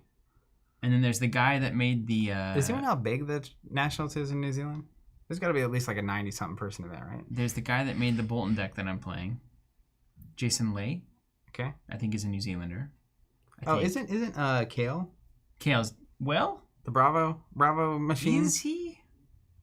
Or is he just a wily American? There's no way he's American. You don't think he's American? I think there's a 0% Americans don't chance play he's Bravo American. like that. Kale? I just think he was too early to be an American. Yeah, Kale Gruder's got Kale. He's gonna be playing Bravo. Yeah. So How's Bravo here in this meta? I Just worse than Ultim? no, he's different. That's what I'm saying. I think he's got the same game plan, yeah? He has a similar game plan. He just isn't. He doesn't have ice, so he can't play as tanky. He also doesn't have kind of seeds. He does have Crippling Crush. So maybe an aggro He's got Bravo Crippling might Crush, do okay yeah. here. And he wants to hit. He has Dominate, so he wants to hit those hit effects that make you not have a turn. You know, like a Spinal Crush Dominate is just a non-turn for Briar most of the time. Yes, that's correct. Crippling Crush Dominate, same thing. Yeah. Okay. Yeah, these are all good. Maybe Bravo's got a chance. Apparently, Jimmy is from Orlando. Yeah. Nick is also from Not Australia. Jimmy Lee, Jason Lay. That's why it's so confusing. Jimmy Lee is a Bolton player. Jason Lay is a Bolton player. Ooh, L-A-I. Was a Bolton player. But then he said he switched to Briar.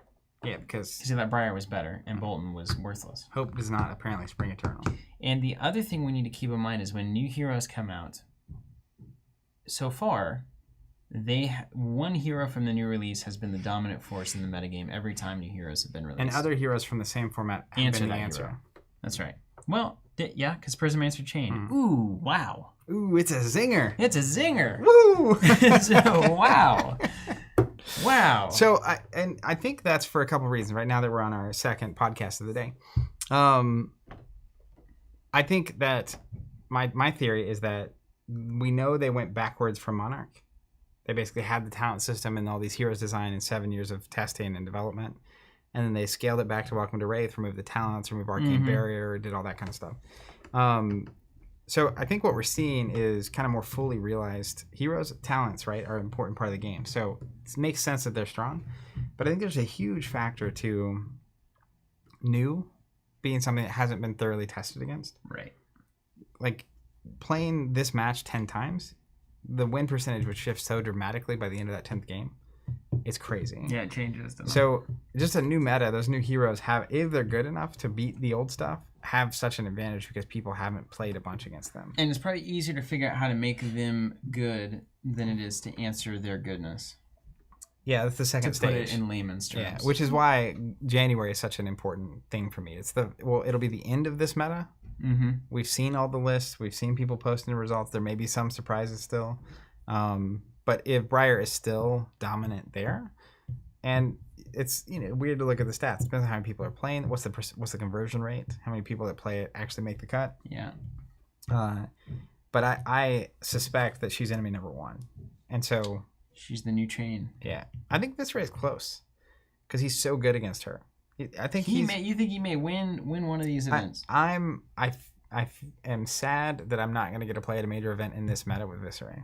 Because I think that was your chance. Yeah, and I punted it. And don't sleep on Azalea in this meta. On that note, it's great having you. It's a good time, everybody. We'll see you when we see you. Probably next Tuesday for another fabulous Tuesday. Till then, be safe out there and join us tomorrow. Holiday. We're playing Mindbug. It's hopefully going to be a fun game by one of the most legendary card game designers in the industry. Richard Garfield, Christian Kudal, Marvin Hegan, and Scaff Elias. Let's not forget there are 4 names on the box. Garfield obviously brings a lot of water, but I don't know how involved he was in the design ultimately. Brings a lot of water. He holds a lot of water in this town. Grew up on our win agenda confirming 96 players at both Australia and New Zealand. Come check this out. This seems like it's going to be a really fun in-between game where you just take this deck of cards, you have 2 people, and we just get to play. And this is it. That's all we need. There's no customizing. There's no nothing. It's just you get this deck and you go. Well, I'll see you on the field tomorrow. Yeah, and we'll see you all there. Take care.